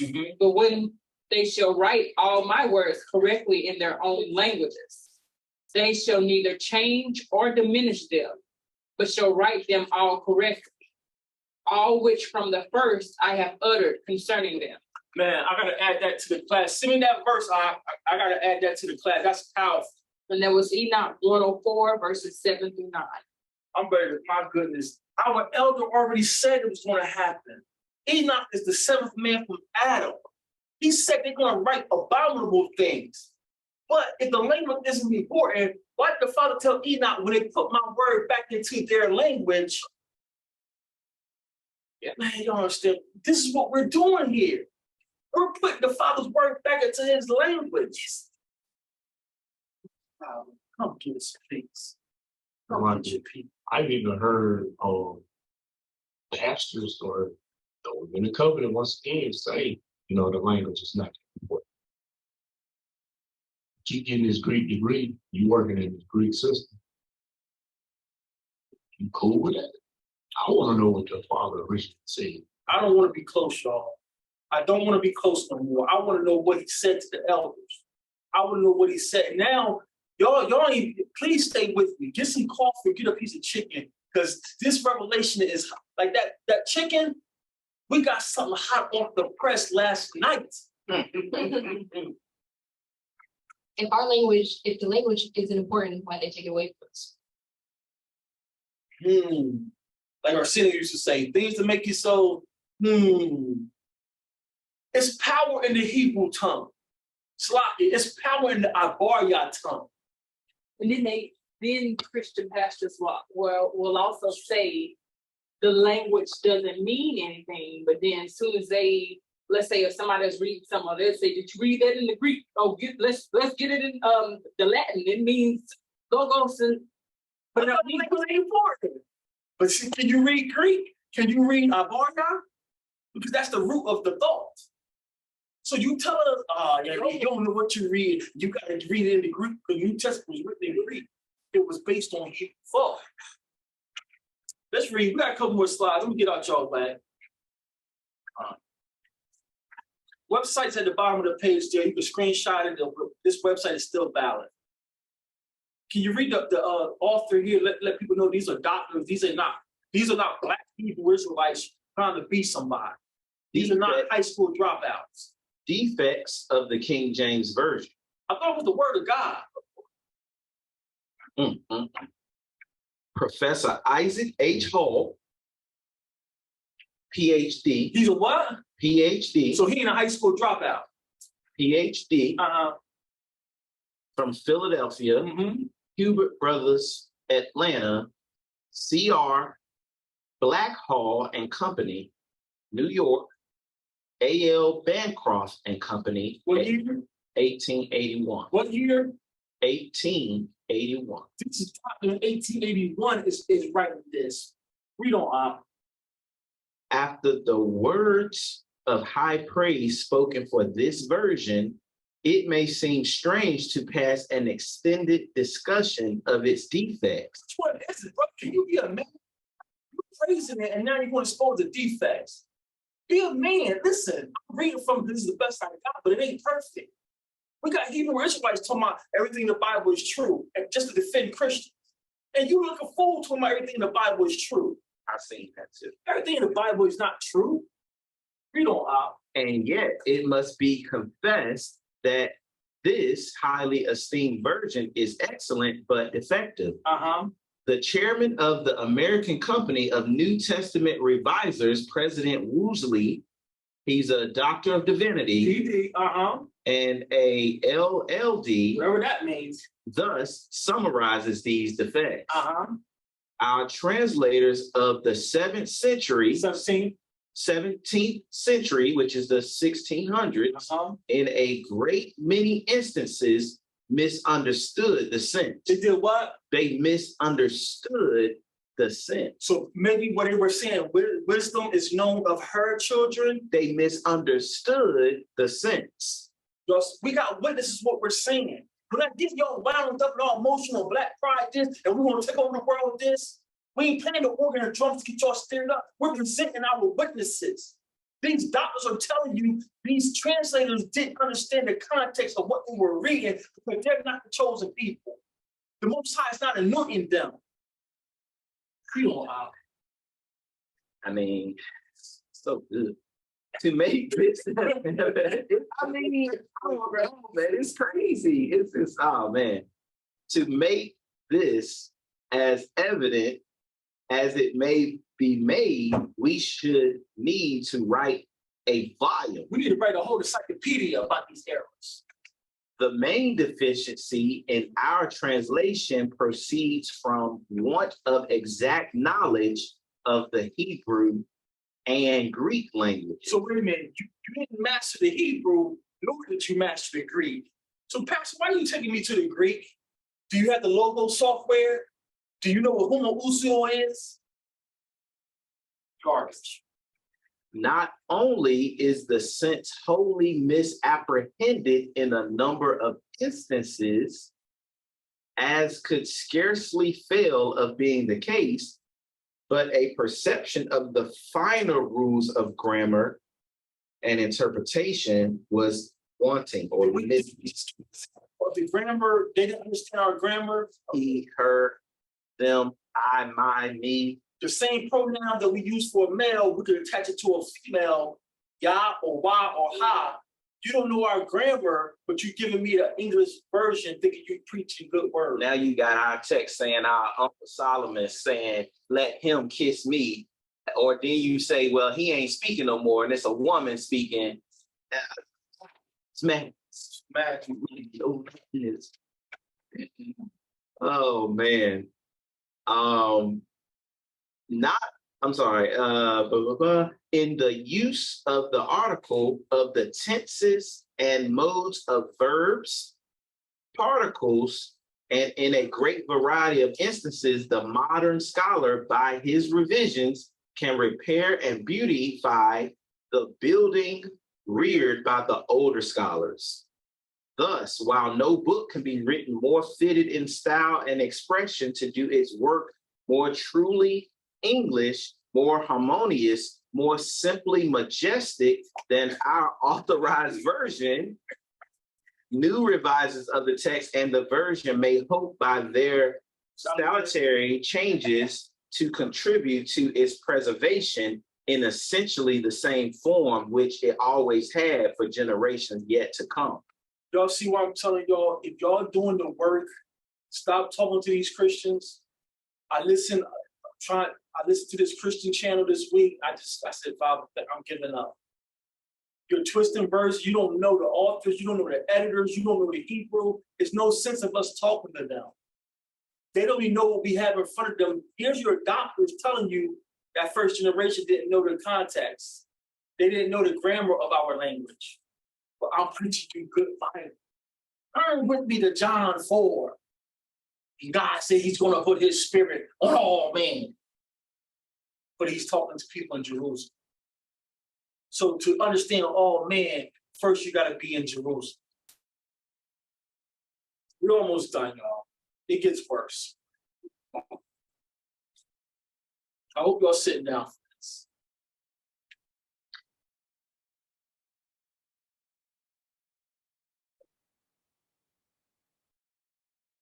I hope y'all sitting down for this.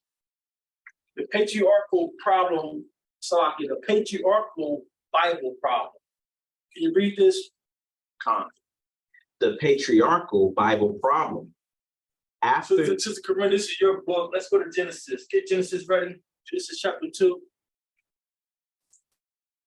After this change in language was brought about in seminaries, the next effort was to promote its use in the churches at large by means of denominational publications. Mm-hmm. But a great hindrance to this campaign was the fact that the Bible itself did not abide by their rules. So I tried to save y'all some time because I knew, this is a lot. This is heavy for people in next time. But the paragraph before was like, as women were allowed to go to seminary, a feminist spirit popped up. And these women seminary students was like, why is the text always reading in the male perspective?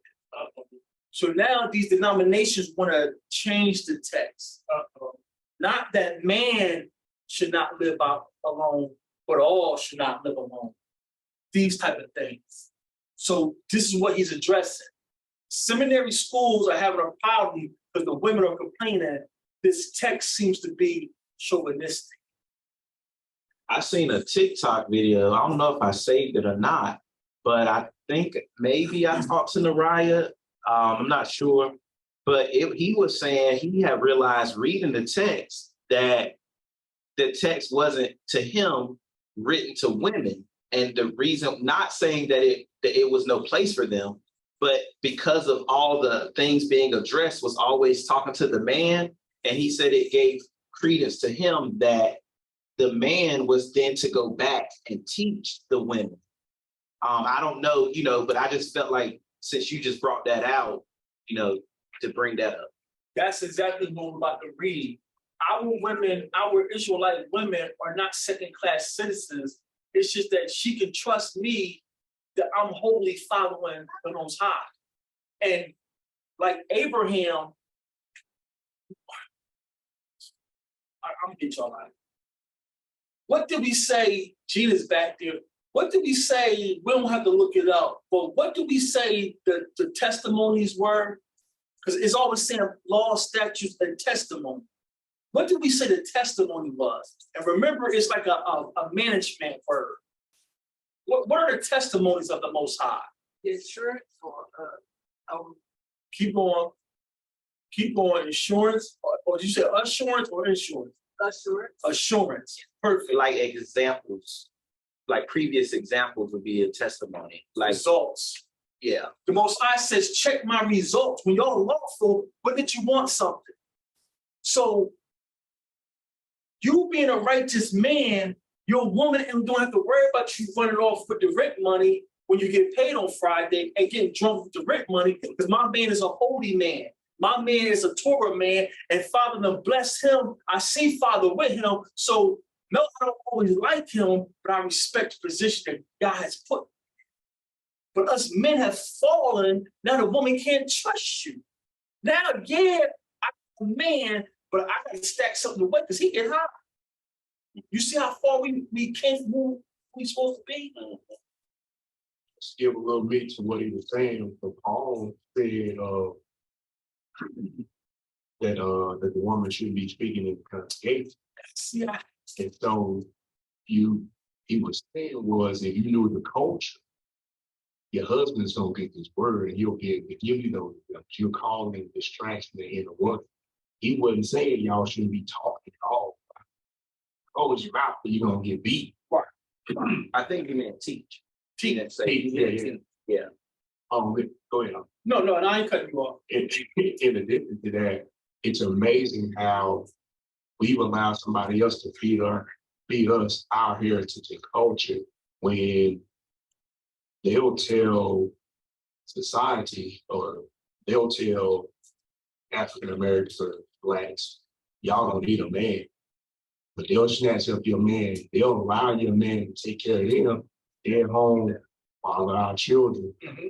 A lot of them go to homeschool, taking care of the kids. Mm-hmm. They'll learn how to do everything domestically in the home, so they can always be with their children. And they've taken our principle and told you, you don't need that.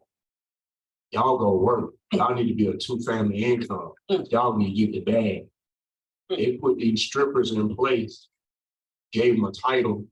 Oh, they rapping now. You will follow them because they got a little melody in what they're saying, but they all strippers. They ain't even writing what they rapping about. But y'all go on out there and get that bag. And they laughing at you because you trying to buy the things that they don't even care about. They still call you a nigga when you riding around in their cars, but you trying to impress everybody else. But let me get off my. Because it's testimonies of the curses. You over here in a foreign land, chasing a foreign education, chasing a foreign religion, and think you are holy and think you have something.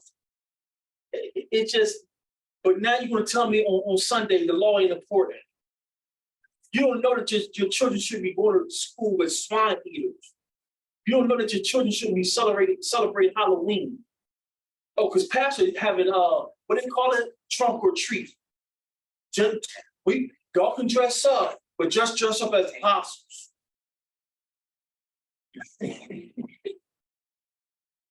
Let's finish this up. We got a couple more slides. Where was I at? So the Hebrew and Greek context, text of the Bible. The Hebrew and Greek context of the Bible often use generic masculine nouns. If you gotta, to get, that's kind of big right there. And generic masculine pronouns in gender inclusive sense. So even though you're reading that men should be holy, even though you read my text and it says men should be holy, in our nation, we know it's talking about everybody in Israel. I don't need your English word, men and women should live holy. When I'm talking to Israelites, man should be holy, the women know that's me too. That's me too. This text is full for us, by us. We don't need all your clarification. Say it again, so she can get it. When the text say that men should be holy, an Israelite would know that's us too. The women would know that's us too. We don't need to add women and men should be holy. That's foreign. So a sister ain't gonna be, well, babe, I heard the Levite up there today. Why he ain't mention us women? He works no, like, no, our whole house is holy. So this is for us, family. But when you translate it into Greek and Latin and Russian, you lose the foresight. let's keep going. Let's finish this up. Yep. So, it says, so the Hebrew and Greek texts of the Bible often use generic masculine nouns, Adam and anthropos, both meaning man, and being generic masculine pronouns in the gender inclusive sense in reference to the persons of unspecified gender. In the epistles, believers in general are addressed as brethren, Adelphi or Adelpho. Adelphia means love or brother. So epistles, he's referring to the New Testament. So he said, when we read the New Testament and it says brethren, the sisters know they're included. Because I want to know what the word is saying.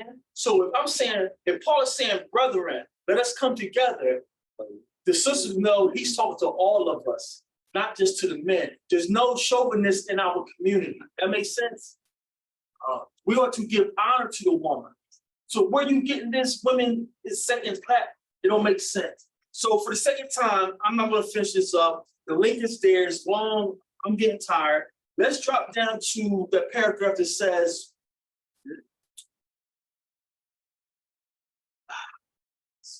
don't read it, bring it up. It's like all of it's so great, right? Yeah, I can't, we got to keep going because then Genesis thing makes sense. So I'm gonna just read it, and I'm gonna just okay. So such usages are not merely figments of sexist English translations. They are a normal feature of the original languages of Hebrew, just as they are normal in English and many other languages. In most cases, the inclusive intent of the writer is obvious from the context, and when the intent is not inclusive, this is also obvious enough from the context. If a sister asks you, comes in here and she asks, chef, a sister, since you got back with cooking, if a sister or visitor come here and ask you where the restroom at, what you gonna tell her? Would she have to specify where's the ladies' room at? You see she's a female. That's how it is in our text. We don't have to say all men and women should live holy to the Most High. It's just, no, I'm Israel. Like the thing with the fringes. Well, I don't think women should be wearing fringes.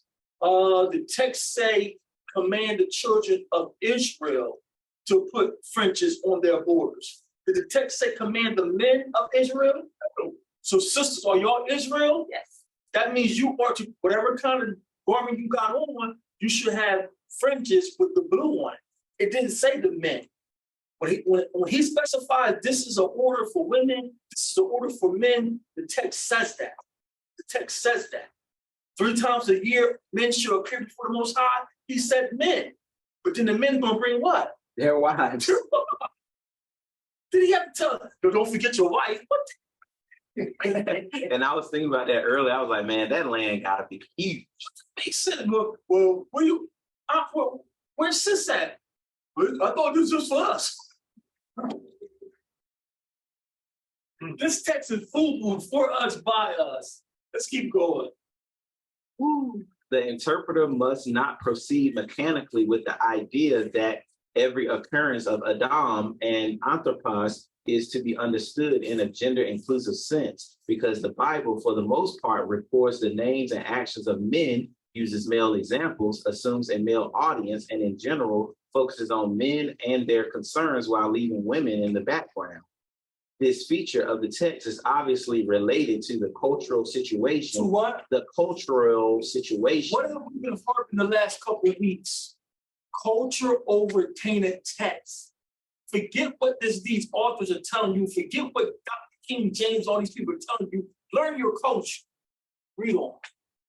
And expectations of the original authors and receipts. And so any movement to disguise it in translation runs up against the academic qualms already being expressed by Bruce Metzinger in 1976.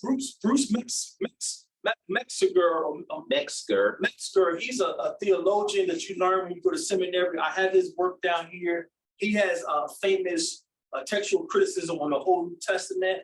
We're going to go over that when we get to the New Testament. But these theologians been like, listen, we're learning, we get artifacts, we're getting these scrolls, And the Israelite culture is not matching what's written in these Bibles.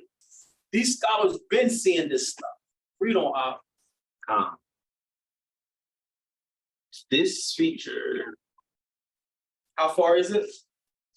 1976, how far is it? how far is it feasible to eradicate from an ancient text those features that belong to the patriarchal culture in which its narratives had the origin?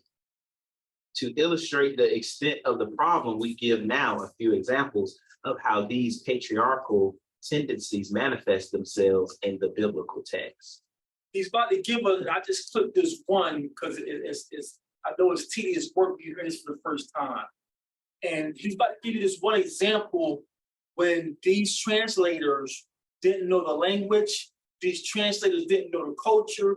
Now you're reading King James 1611, you're reading filth in your Bible, but you're preaching good word. All that, somebody better praise in here. Somebody better run around church let's set 5 people, go out there, touch your card if you want. I got 7 people, don't get any instruction. Jesus. So, Shemaria, read this paragraph, then we're going to go to the Torah. Everyone pull up Genesis chapter 2. In Genesis chapter 2, verse 24, after Adam declares that Eve is flesh of my flesh, it is said, therefore a man shall leave his father and his mother and hold fast to his wife, and they shall become one flesh. It has been observed by commentators. Oh, let's go to the text. Let's see if he's misquoting the text. Let's go to Genesis. We're going to bring out this year book. Bring Genesis 2 and start at verse 3, if you don't mind. Genesis 2, verse 3. That's where we're at. Okay. I'm sorry. Verse 3? He said 22. 22. That's what I Genesis thought. 22. I'll start at 22. I'm sorry. So I think Verse 22. Chapter what? 2. actually, I was at chapter 20, 21 in King James. Right. Genesis 2:21. Genesis 2, verse 21. So Yah laid a trance upon Adam and put him to sleep. And he took one of his ribs and filled up the flesh in the place of it. The Most High Yah built the rib that he took from Adam into a woman, and he led her to Adam. And Adam said, this is bone from my bones and flesh from my flesh.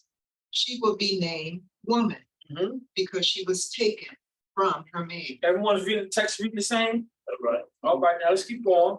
Verse 24, for this reason, a man will leave behind his father and his mother and will cleave to his wife, and the two will become one flesh. What's wrong with that? He leaves his mother and his father. Chef, you sharp today. Read it again, sis. For this reason, a man will leave behind his father and his mother and will cleave to his wife, and the two will become one flesh. Everybody's King James is telling you that the man shall cleave to his wife and they should become one.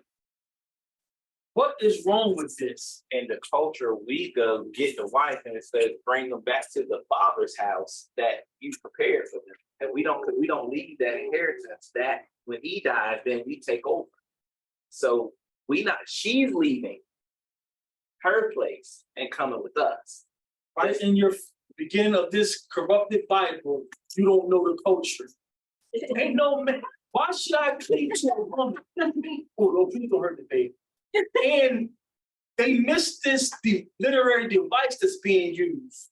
There's a literary device being used, and it's a juxtaposition, it's a counterbalancing in your text.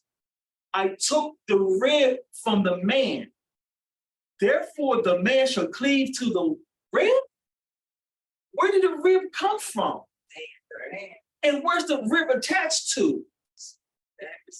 So you're my rib and you come from me, baby, you need to be cleaving to me.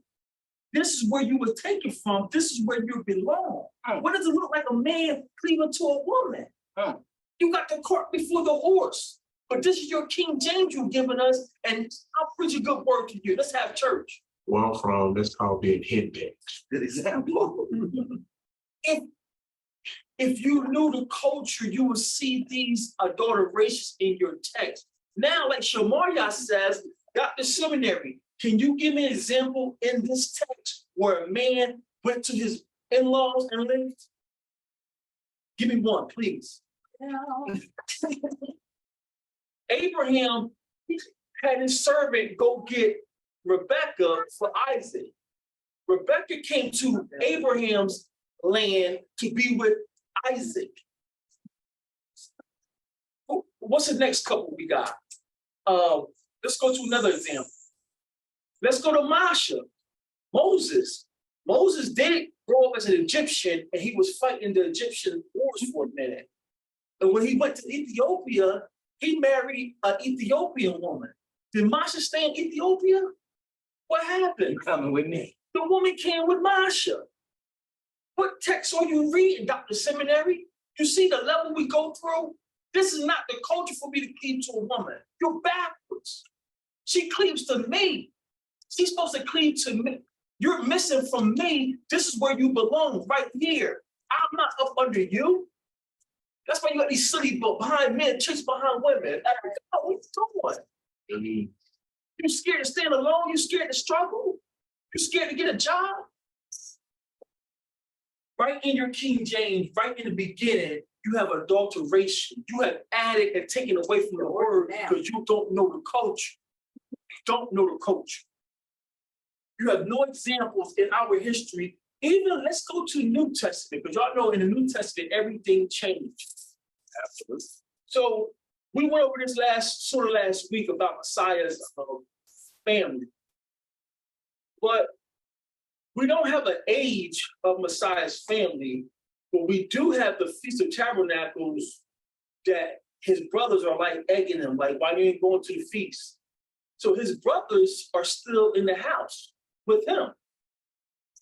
His brothers are unmarried. So they ain't left mom and dad's house. What example can you find where a man has left his father to go live with a woman? It's not the culture. My dad has my inheritance. What happened to the prodigal son, y'all? He went back home. Dad, forgive me. I done squandered my inheritance. I done squandered. He could have shacked up with a woman. He said, Pop, can I just be one of your servants? Son, this is yours. Mine is yours. You don't know the culture. That's why you're giving me this garbage text called the King James Bible. Y'all see how far behind any lines we are? It's terrible. That was good. This whole source right here, I feel like you just make sure you keep this with you in case you ever run up, because you just bring this out. It's it. Listen, I don't have time to be. I screenshotted this for all the ones who come against the extra biblical. Possible didn't have Bible. But here's a screenshot where it's. Can you read this out? Mm-hmm. Marginal references to the Apocrypha deleted. The total number of references to the Apocrypha in the margins of the Old and New Testaments of the King James Version as printed in 1611 is 113. Originally in 1611, they had references, footnotes, where these verses are being pulled from the Apocrypha. A total of 113. Read on. Of this number, 102 are in the Old Testament and 11 in the New. Even in your so-called New, our apostles are quoting or alluding to the Apocrypha. Pastor, why you don't read from them? Oh, because your Catholic education tells you they're uninspired. So these are the verses. You can screenshot it, or you can go to the website. I went this morning as me and Queen was having coffee.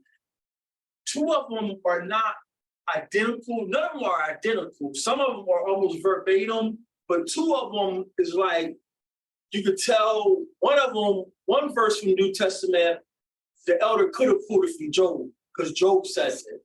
So it's not a dead on for that one. Then the second one, it was like, it's not dead on. Maybe the apostle was alluding to it, But the other 10, the other nine of this list, almost verbatim, the apostles quoting the Apocrypha. So why you never read about these books in the church? And it's funny because I had someone tell me that they read it, the Apocrypha, and it didn't make sense, or it didn't go with what they were taught. And I'm like, you must have didn't read it then if you came up with that conclusion. They just heard what the pastor said or some training said. That's what they give us. Chef, You ain't cold, you a heat. it ain't food. You most I ain't dealing with you. And then just be I didn't want to read that red book. I was really, to tell you the truth, was bypassing every assembly I came online. If he started reading from the Apocrypha, because I was so indoctrinated. We grew up, that's witchcraft. And the Most High said, son, just read it. Just read it. And I took my time with the King James. I started each book, and from memory or Googling, I'm like, oh, that's somewhere. It's right here. And then for being a Berean, you weigh the pros and the cons. So they say, seminary talk, the Apocryphal books don't mention the Messiah. That's a lie. Just read it earlier. The Apocryphal books say that you could pay for sins. That's a lie. You don't understand the context of what's being said. In our nation, you better make sure your scales are balanced. The Most High is recording everything. You better make sure you have more good works than bad works. They think that's Muslim culture. That's our culture. If the Messiah puts your works in the scales and your bad outweighs your good, guess what's going to happen? Like, What'd you say, Becky? Rob? They don't understand the culture. When they hear in Tobit, make sure you pay alms. Alms can save a life. You think he's saying like the Catholic penance for sins. No, I'm trying to make sure, Father, I'm full of evil. I'm trying to live this law and have my scales more good than bad. You don't understand the culture. Get out my text. Get out my text. Gerald, go ahead. I was just thinking of how culturally the society has changed the roles. Like, there was a great scripture that was just brought out in Genesis talking about how they flipped that the man cleaving to his wife. And when you look at it today, society today, how you always got, especially the black male, they always live with they woman. A lot of cases you see the man living with their women. It's the women that's doing a lot better, and it's just like that whole thing is wrong. It just it just really made me just think of how, so far we're away from the culture and how things should be, especially in our community, how these curses have affected us. And it contributes to the overall feminist viewpoint to make the woman equal or above the man, to be able to muddy the true order. Just wanted to say that. Great point. I don't want to talk about the young generation because it's men. My uncle died at my grandma's house. I love him with them. But some men are scared to be by themselves. Some men are scared to grind. Like one of my elders, my old heads told me, hey, this is my goat box. I mean, and I have the fancy furniture, but I pay the rent here. You don't like it, keep it. This is my goat box. Right? So some men are scared to stand alone. Especially, I heard say, especially these mama boys who raise a single parent household. Your mama raised you and she emotional. Now you can't take a man telling you anything. Getting fired every week. He told me I had to stay late, I couldn't leave. He's paying you. That's what you got to tell me. I quit that job. So you got something else lined up? Anyway, so to bring this home, what we just brought out in Genesis, I just want to stop by here to show you that the Apocryphal books, even our New Testament elders knew about them and read from them. And our greatest witness is Messiah kept the Feast of Dedication, and we know the Feast of Dedication is only talked about in Maccabees. So our Apocryphal books, these Catholic preachers want to say are uninspired, you're getting that doctrine, you're getting that curriculum from the Catholics, your seminary teachers. Our apocryphal books are not apocryphal. Our elders read from those books. Our elders reference those books. But now let's get back to misappropriated culture. Genesis 2:24. This is a screenshot from Root of the Bible, and we read it. It says, "A man shall leave his father."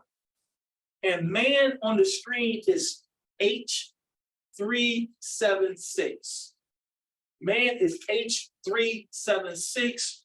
I put the first time I let you see the vowel, y'all see that little apostrophe hook? That's supposed to be a vowel for the Y, the arm of a man. So they want you to use that as a pagan I. We don't have no vowels, so I put a brown box under the second one to show you. That word for man is just two characters. What are the two characters in our language? Asha. Asha, right? Y'all sitting down for this? Let's see if this is gonna work. And then, I ain't really fun.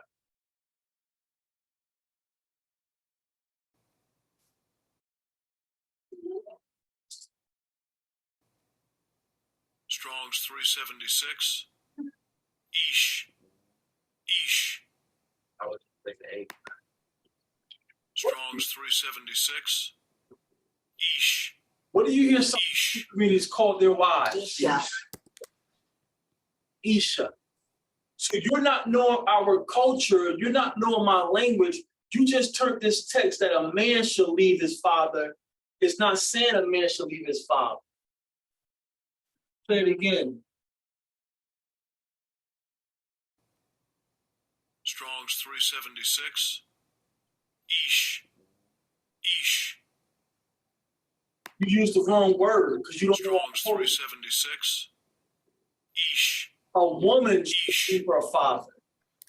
Because who's in charge of you? Who's responsible for you in Israel till you get married? Your father or your dad. You see how you gotta learn this language? Your King James, that they're Bible thumping us every Sunday, talking about following the law is pointless, and the law is a schoolmaster, and Jesus Christ paid it all. You don't know the culture, you don't know the language. A woman is a shawl, and the woman leaves her father and mother's house and cleaves to her new husband. Because now I paid for you, I paid your father his price for his virgin. Now your father's telling me, even though you gave me my price for my virgin, I still want you to take care of her like I did. So it's not that the father sold off his daughter. We ain't got no, that ain't our culture. It's just that Most High wants you to know what the value of this virtuous woman is. Now her father still is like, take care of my baby girl. Because if not, I still come see you. That's our culture. I'm gonna tell the elders that you beating on my daughter. If the elders get to you first. When people don't understand our culture, y'all paying for women, get out my culture. You don't understand what's going on. We want young men to know the value of this virtuous woman. This woman has kept herself through all kinds of temptations, and you ain't the first one to come up who could hoop and dunk and backspin, but she saved herself for you. Respect her value. Respect her value. So Genesis 2:24 is corrupt. Chef? I just want to again touch on like pretty much everything that you covered. I'll talk about words. I was gonna say this, but I didn't want to. She still but she. I was gonna say it wrong. Her understanding at 13, a brother gonna have a hard time with her. I'm trying to. That's right. You will come correct. You do something right, you better hope they put me in the ground. You gotta come correct. You gotta her level of understanding at 13, and this the Rawat is gonna multiply her. So the average children, she wanting to get her attention. So that verse in Genesis 2:24 is not talking about a man leaving his mother and father. It's the Asha leaving her mother and father, cleaving to her rock, her husband. Any comments or questions about that? Even in the book of Ruth, like didn't Ruth tell Naomi to go back to her father's house? Because her husband. After her husband. That's see the culture. We just get witness like you see how the witness. We ain't gotta wind you up, go to two neighbors and tell them God's all right. Just give me the witnesses. So I think that's it. But we're so wicked in this land. I ain't talking Like about they preaching a rhetoric to what you. My mom even told my mom adopted one of my cousins, and she had children early. She was 18. Mom was like, you got to get a job, got to get up out of here. Fuck. Like you were in a better position than you were we were children. I left anyway, but like you have an opportunity to still continue to instill in this child's life. She's 18, she didn't know anything. Like I just don't push her out on the street. made a mistake. Come on. Made a mistake. So we hear a lot of times with both men and women, hey, you 18, you gotta get a job, go to school, you gotta get up out of here. Are we really reading the text? You don't know. Right, you got to stay. Man, I'm telling you, hey, I appreciate that second witness, you know what I'm saying? I needed that. Because I mean, just think about all of our personal situations. We ain't gotta start telling ourselves crying, but y'all know we was forced to jump out there too early. We was forced to jump out there too early, and now thanks to good old Uncle Sam, a 15-year-old, 16-year-old girl can get a house on Section 8. Now we're 15 to 20 with our own houses, don't even know how to pay bills. Now you got party spots, smoke spots. Come on now, come on, don't act y'all holy. Now you just got men coming in and out your crib. Now you're on your third baby dad. That good old Section 8. Queen? Yeah, this is just also, it's kind of funny because I know me and my children had a deep conversation, and you as well. We were talking in reference to, first, because the way I was taught coming up, you got to get out, you got to have a plan, you got to get out. So that was my outlook on things.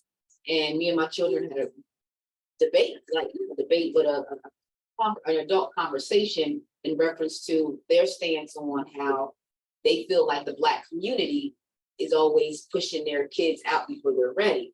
And all praises to the Most High. My husband agreed with them and was like, yes, we do that now.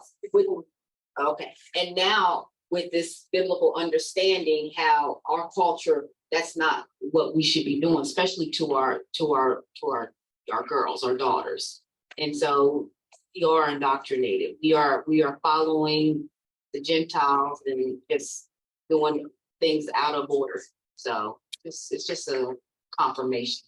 Setting our young people up for debt because you get out there, you need a credit card, now you're gonna pay bills with credit cards. When our counterparts, you do what you want, we'll set the garage up for you. Turn the garage into your little bachelor pad. Just give me a little something on the light bill. And then you got our counterparts, they leave mom and dad house at 30 with a whole house paid for. They can't leave until they get a job. Out, that's the bubble property, sun set up, been putting up. They fall one thing, but max it out.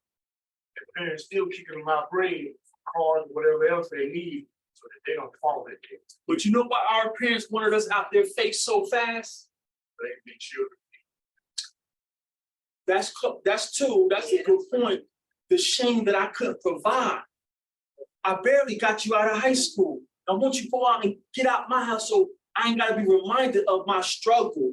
I didn't bring you up like I wanted to, like I thought I was. But I left high school and college with grandiose plans, but life kicked me in the butt. And don't you want your own spot? This boy can't even half read. That's the curses on us. That's the curses. So they're saying, listen, just maintain a job. Don't make no babies. Just give me something on the phone bill. Give me something on light bill. Stack your bank account. Go on out there and get your own. Now he out there selling weed packets out his apartment, get raided, get murdered. Any comments or questions? I think, Gerald, did you have something?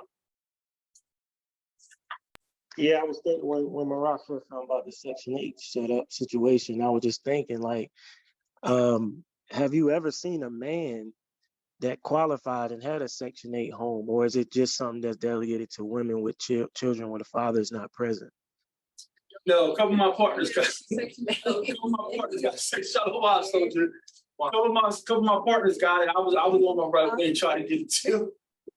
Oh, okay, because I've never witnessed that, so I was wondering if that was a part of the systematic, setup.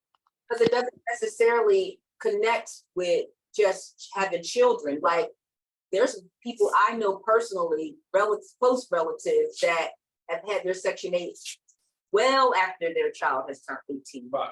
I know someone that has had Section 8 like in her 50s, 60 years old, not associated with SSI or anything, but a Section 8. So yes, they Men don't have. can get Section 8. So men can get Section 8 even if they don't have children. Yeah. Even if they do have children, they're single father or whatever. It's a government benefit. It's just that you gotta jump through hoops, put them in all your business, and you know, I don't know what man. Won't you just rather hustle and grind? And if you ain't got no kids, you can get an apartment. You can get a studio. You know, $300-400. You will rather go down to the welfare office because you lazy and don't want to work. So I know a couple partners. They was like, "Yeah, listen, I'm on Section 8 and hustle." So Then you gotta keep your earnings at a certain rate. So then it's like, yeah. can't win. So that's it. I'm gonna stop here. I'm tired. Y'all tired. The point is being driven home. We're destroying Christian dogma on high levels. These books, right in the beginning, have things that's anti-culture to Israelites. So all our pastors we sat under, they don't know what they're reading you. They're just going to them schools because they idolize these men, and now you're regurgitating to me Catholic doctrine. And swear they're killing it. Sweating what you do with a suit on. And what if Sister Corinne when they take the jacket off? What that means, Sister Corinne? They really getting it. Let me take my jacket off. They getting in the cool. Remember James Brown? Come on, with the cape on. Sweating. Oh man, you know they killing it. That was me. We got our peoples trying to refute us, and you don't understand the detriment of what you're practicing, that you're calling the great I am a liar with your Catholic doctrine. That the Son is God. Jesus is God, manifested in the flesh. He's fully God, he's fully man. Let's do this before we close this city was. Let's go back to this image. We'll close out here. That hypostatic union, and let's go to the New Testament. Somebody go to John 10. I know it's easy ones there.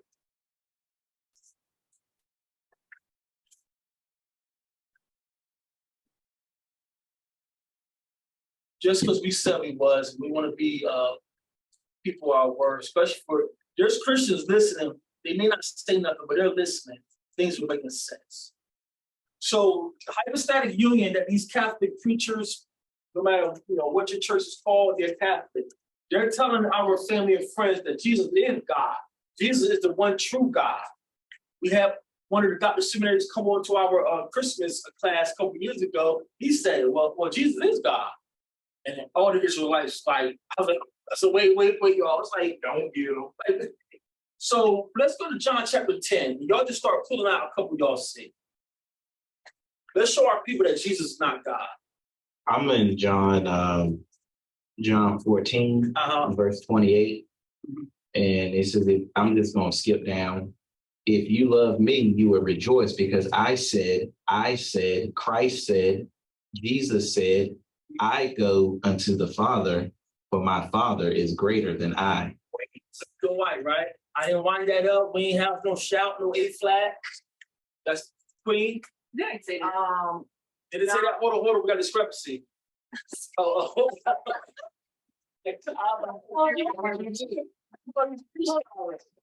got one, Queen? Yeah, John 8 and 42. John 8:42. Get him right,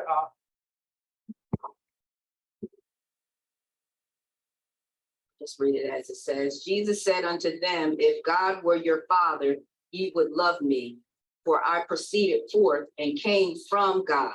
That's two witnesses. I got one. I proceeded forth and came from God. Hold on, Sister Corinne, you pulling up one? Chef, you pulling up one? You ready? What was that first one? Shamar got started it off with John 14 and 28. Okay. Gina followed him up with John 8 and 44, was it, please? John 8:42. John 8:42, that's two witnesses. You ready, Chef, or you want? Go ahead, Chef. Then we will go back to Shemaria. I'm still in John 8:49. Uh-huh. Jesus answered and said, I do not have a demon, but I honor my Father. And you dishonor me, yet I do not seek my own glory. There is one who seeks, and he is the judge. Truly, truly, I say to you, if anyone keeps my word, he will not sin. And get down to, I'm gonna skip down to 54. Jesus answered, if I glorify myself, my glory is nothing. It is my Father who glorifies me. What verse is that? 54. John 8:54. Yes, sir. He says, I glorify my Father. How is Jesus God? Shemaria, you got another one? It's a lot of them. I already had this whole book marked. But I'm gonna just say one and then just keep it passing. Joyce gonna have one. But it's the same one that I just read, chapter 14, verse 31. Uh-huh. But that the world may know that I love the Father, Christ is speaking, but that the world may know that I love the Father, and as the Father gave me commandments. So that's what I had underlined. The Father gave me a commandment. So the Father gave Christ a commandment. But if he was the Almighty Creator, but of course we know the Father gave him power to create, but if he was the Father, then why would someone have to give him a commandment? And yeah, I'll pass it. All praises. Sister, we ready? John 2nd, verse 16, and said unto them that sold doves, take these things, hence make not my Father's house an house of merchandise. Call that verse again. John 2nd, verse 16. That's about 5 witnesses. Sister Corinne.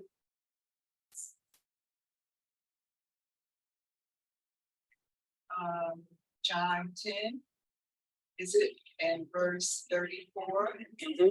It said unto them, is it not written in your law? I said, ye are gods. If you call them gods unto whom the word of God came, and the scripture cannot be broken, say ye of him whom the Father hath sanctified and sent into the world, thou blasphemest, because I said, I am Son of God. I am the Son of God. So Jesus is saying that he's the Son of God. That's right. He's not saying he's God. That's red letter. Red letter. So, Queen, you got another one? I'm not sure if this one was said. Sorry, go ahead, you got one. I was just gonna say, So we having a tag team party off the top row. John 6, I guess this is John 6:44. No man can come to me except the Father which hath sent me draw him. The Father, no one can come to me, Jesus, except the Father draw them to me. That's what he's two different people. It's a lot. How's he fully God? Say that wrong. He sent himself. And he called him to himself. We having fun with the Christians, but this is what you want me to believe, this hypostatic union, that Jesus is fully God, fully man. And all these verses, a lot of these are from him y'all quoting. These are right that y'all quoting. He's telling you I'm not Father. Which one is that? Shalaki.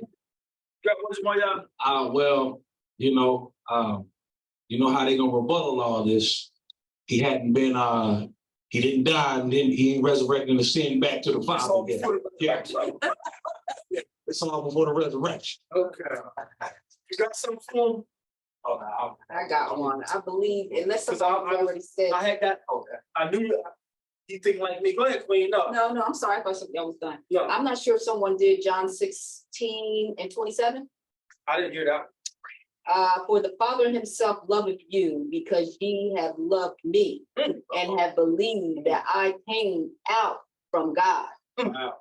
I came forth from the Father, and I am come unto the world. Again, I leave the world and go to the Father. This is Jesus saying he's going to the Father. How can he be the Father if he said he's going to the Father? Chef, Chef's attack me in this. John 20, 17. Red letter too. Red letter. Jesus said to her, do not cling to me, for I have not yet ascended to the Father. My favorite. But go to my brothers and say to them, I am ascending to my Father and your Father, to my God and your God.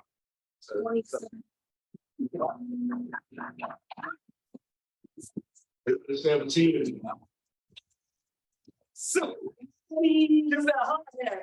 I got one more tip. Somebody else next. on you, the Sister Karim. John 7:16.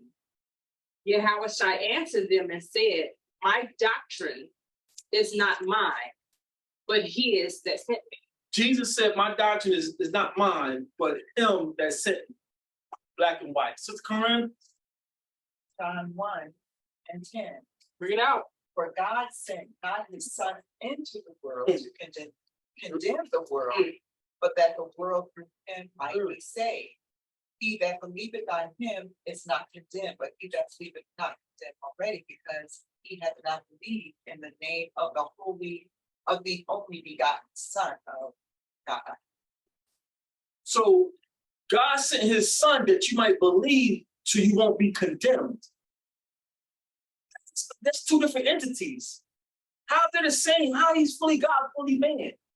I'm saving mine for what Zamoya brought out, because that's how, like Gerald, we all the same. I'm thinking they're a counter. So I got that little counter there coming, after the resurrection, everything changed. See, that's why I got something for him. Zamoya, you got something? I was just reading the rest of what Sister Joyce had read. She did John 7, verse 16. I was just reading on to verse 17 and 18. He said, if any man will do his will, he shall know of the doctrine, whether it be of Yahweh or whether I speak of myself. He that speaketh of himself seeketh his own glory. But he that seeketh his glory that sent him, the same is true, and no unrighteousness is in him. That's black and white. That's black and white. So we're trying to help our Christian family and friends. I know they may not be calling you, but when we post online, you got some read, go ahead, sis. John 5:23. Now all men should honor the Son, even as they honor the Father. He that honoreth not the Son honoreth not the Father which hath sent him. And I'm glad you but call that again, call that verse. John 5:23. So they would twist that and say, see right there, you gotta him as the Father, because he is the Father. No, he's coming in the place of his Father. It's like your brother coming and telling you, Dad told me to tell you, come home. And that's what Messiah told us to do. Come back home. He sent his son to tell you, come back home. So you got to know the culture. Great precept. Any others before we close out?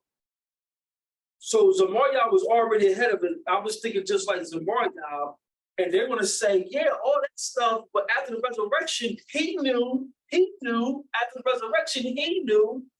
Let's go to 1 Corinthians. I'm going to stand in the place of Abshayah. 1 Corinthians chapter 15. And this is going to be alluded to after the resurrection, when it's all said and done. This is after the resurrection, when it's all said and done.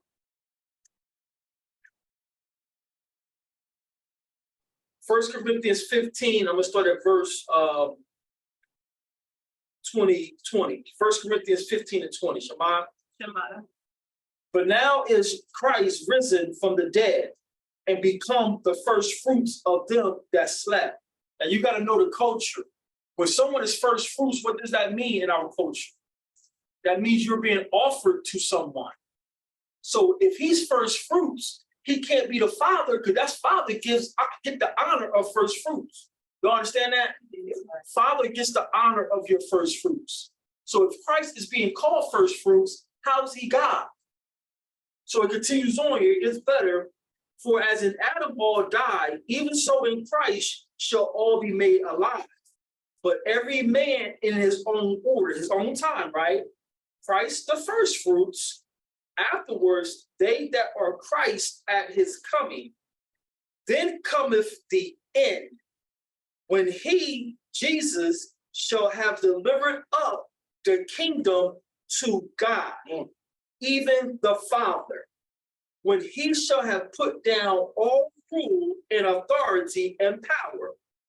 For he, Jesus, must reign till he has put all enemies under his feet.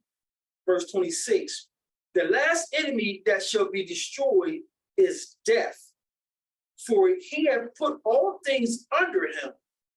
But when he says all things are put under him, it is manifest that he, God, is accepted, which did put all things under Jesus. And when all things shall be subdued unto him, this shall Jesus, the Son, also himself be subject unto him, God, that put all things under him, that God may be all in all. That's black and white. That's after everything is said and done. He has reached the earth, and he's going to return the kingdom back over to his Father. That's in black and white. Jesus is not God. This hypostatic union, this Trinity oneness doctrine is of Satan. You got it from the Catholic Church. Sister Corinne. Is that the answer to the question of that the bride belongs to the Father and not to the Son? That's what that's alluding to.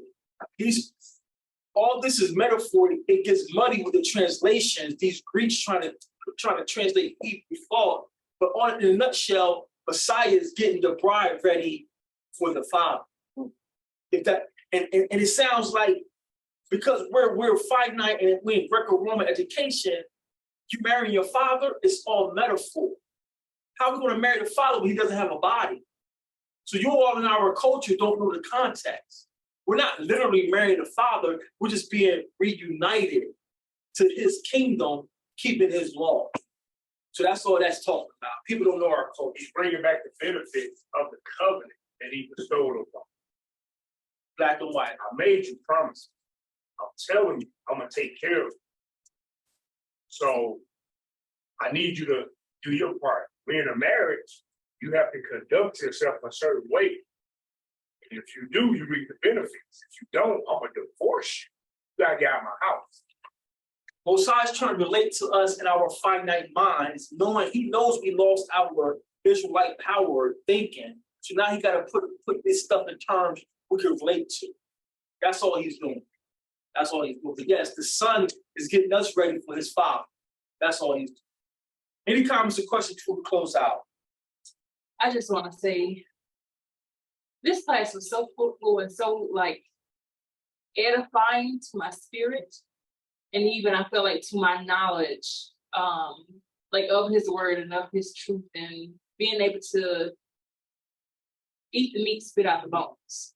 But I don't know, I feel so good just from the class, and I feel like this is, to be honest, the first class, maybe second, that from point A to point B, I was not lost. I got everything that was said. Now there were classes that I'm like, okay, that went over my head, but I plan to go back and watch it. But this is one that I feel like I sat through, even when it came down to the research that you was bringing out and all of that.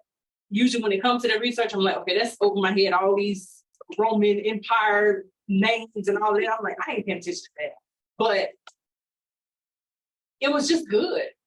It was good. And then the fact that I feel like I can walk away with a new sentence of saying Bakwar Tazawan Banwa, being able to say good morning, daughters of Zion. Come on now. I love that.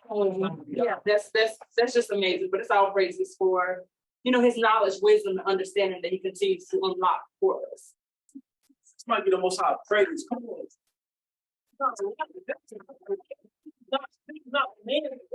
This is Albert, Deuteronomy 30. He said, when you come back to me in the lands of your captivity, I will heal you.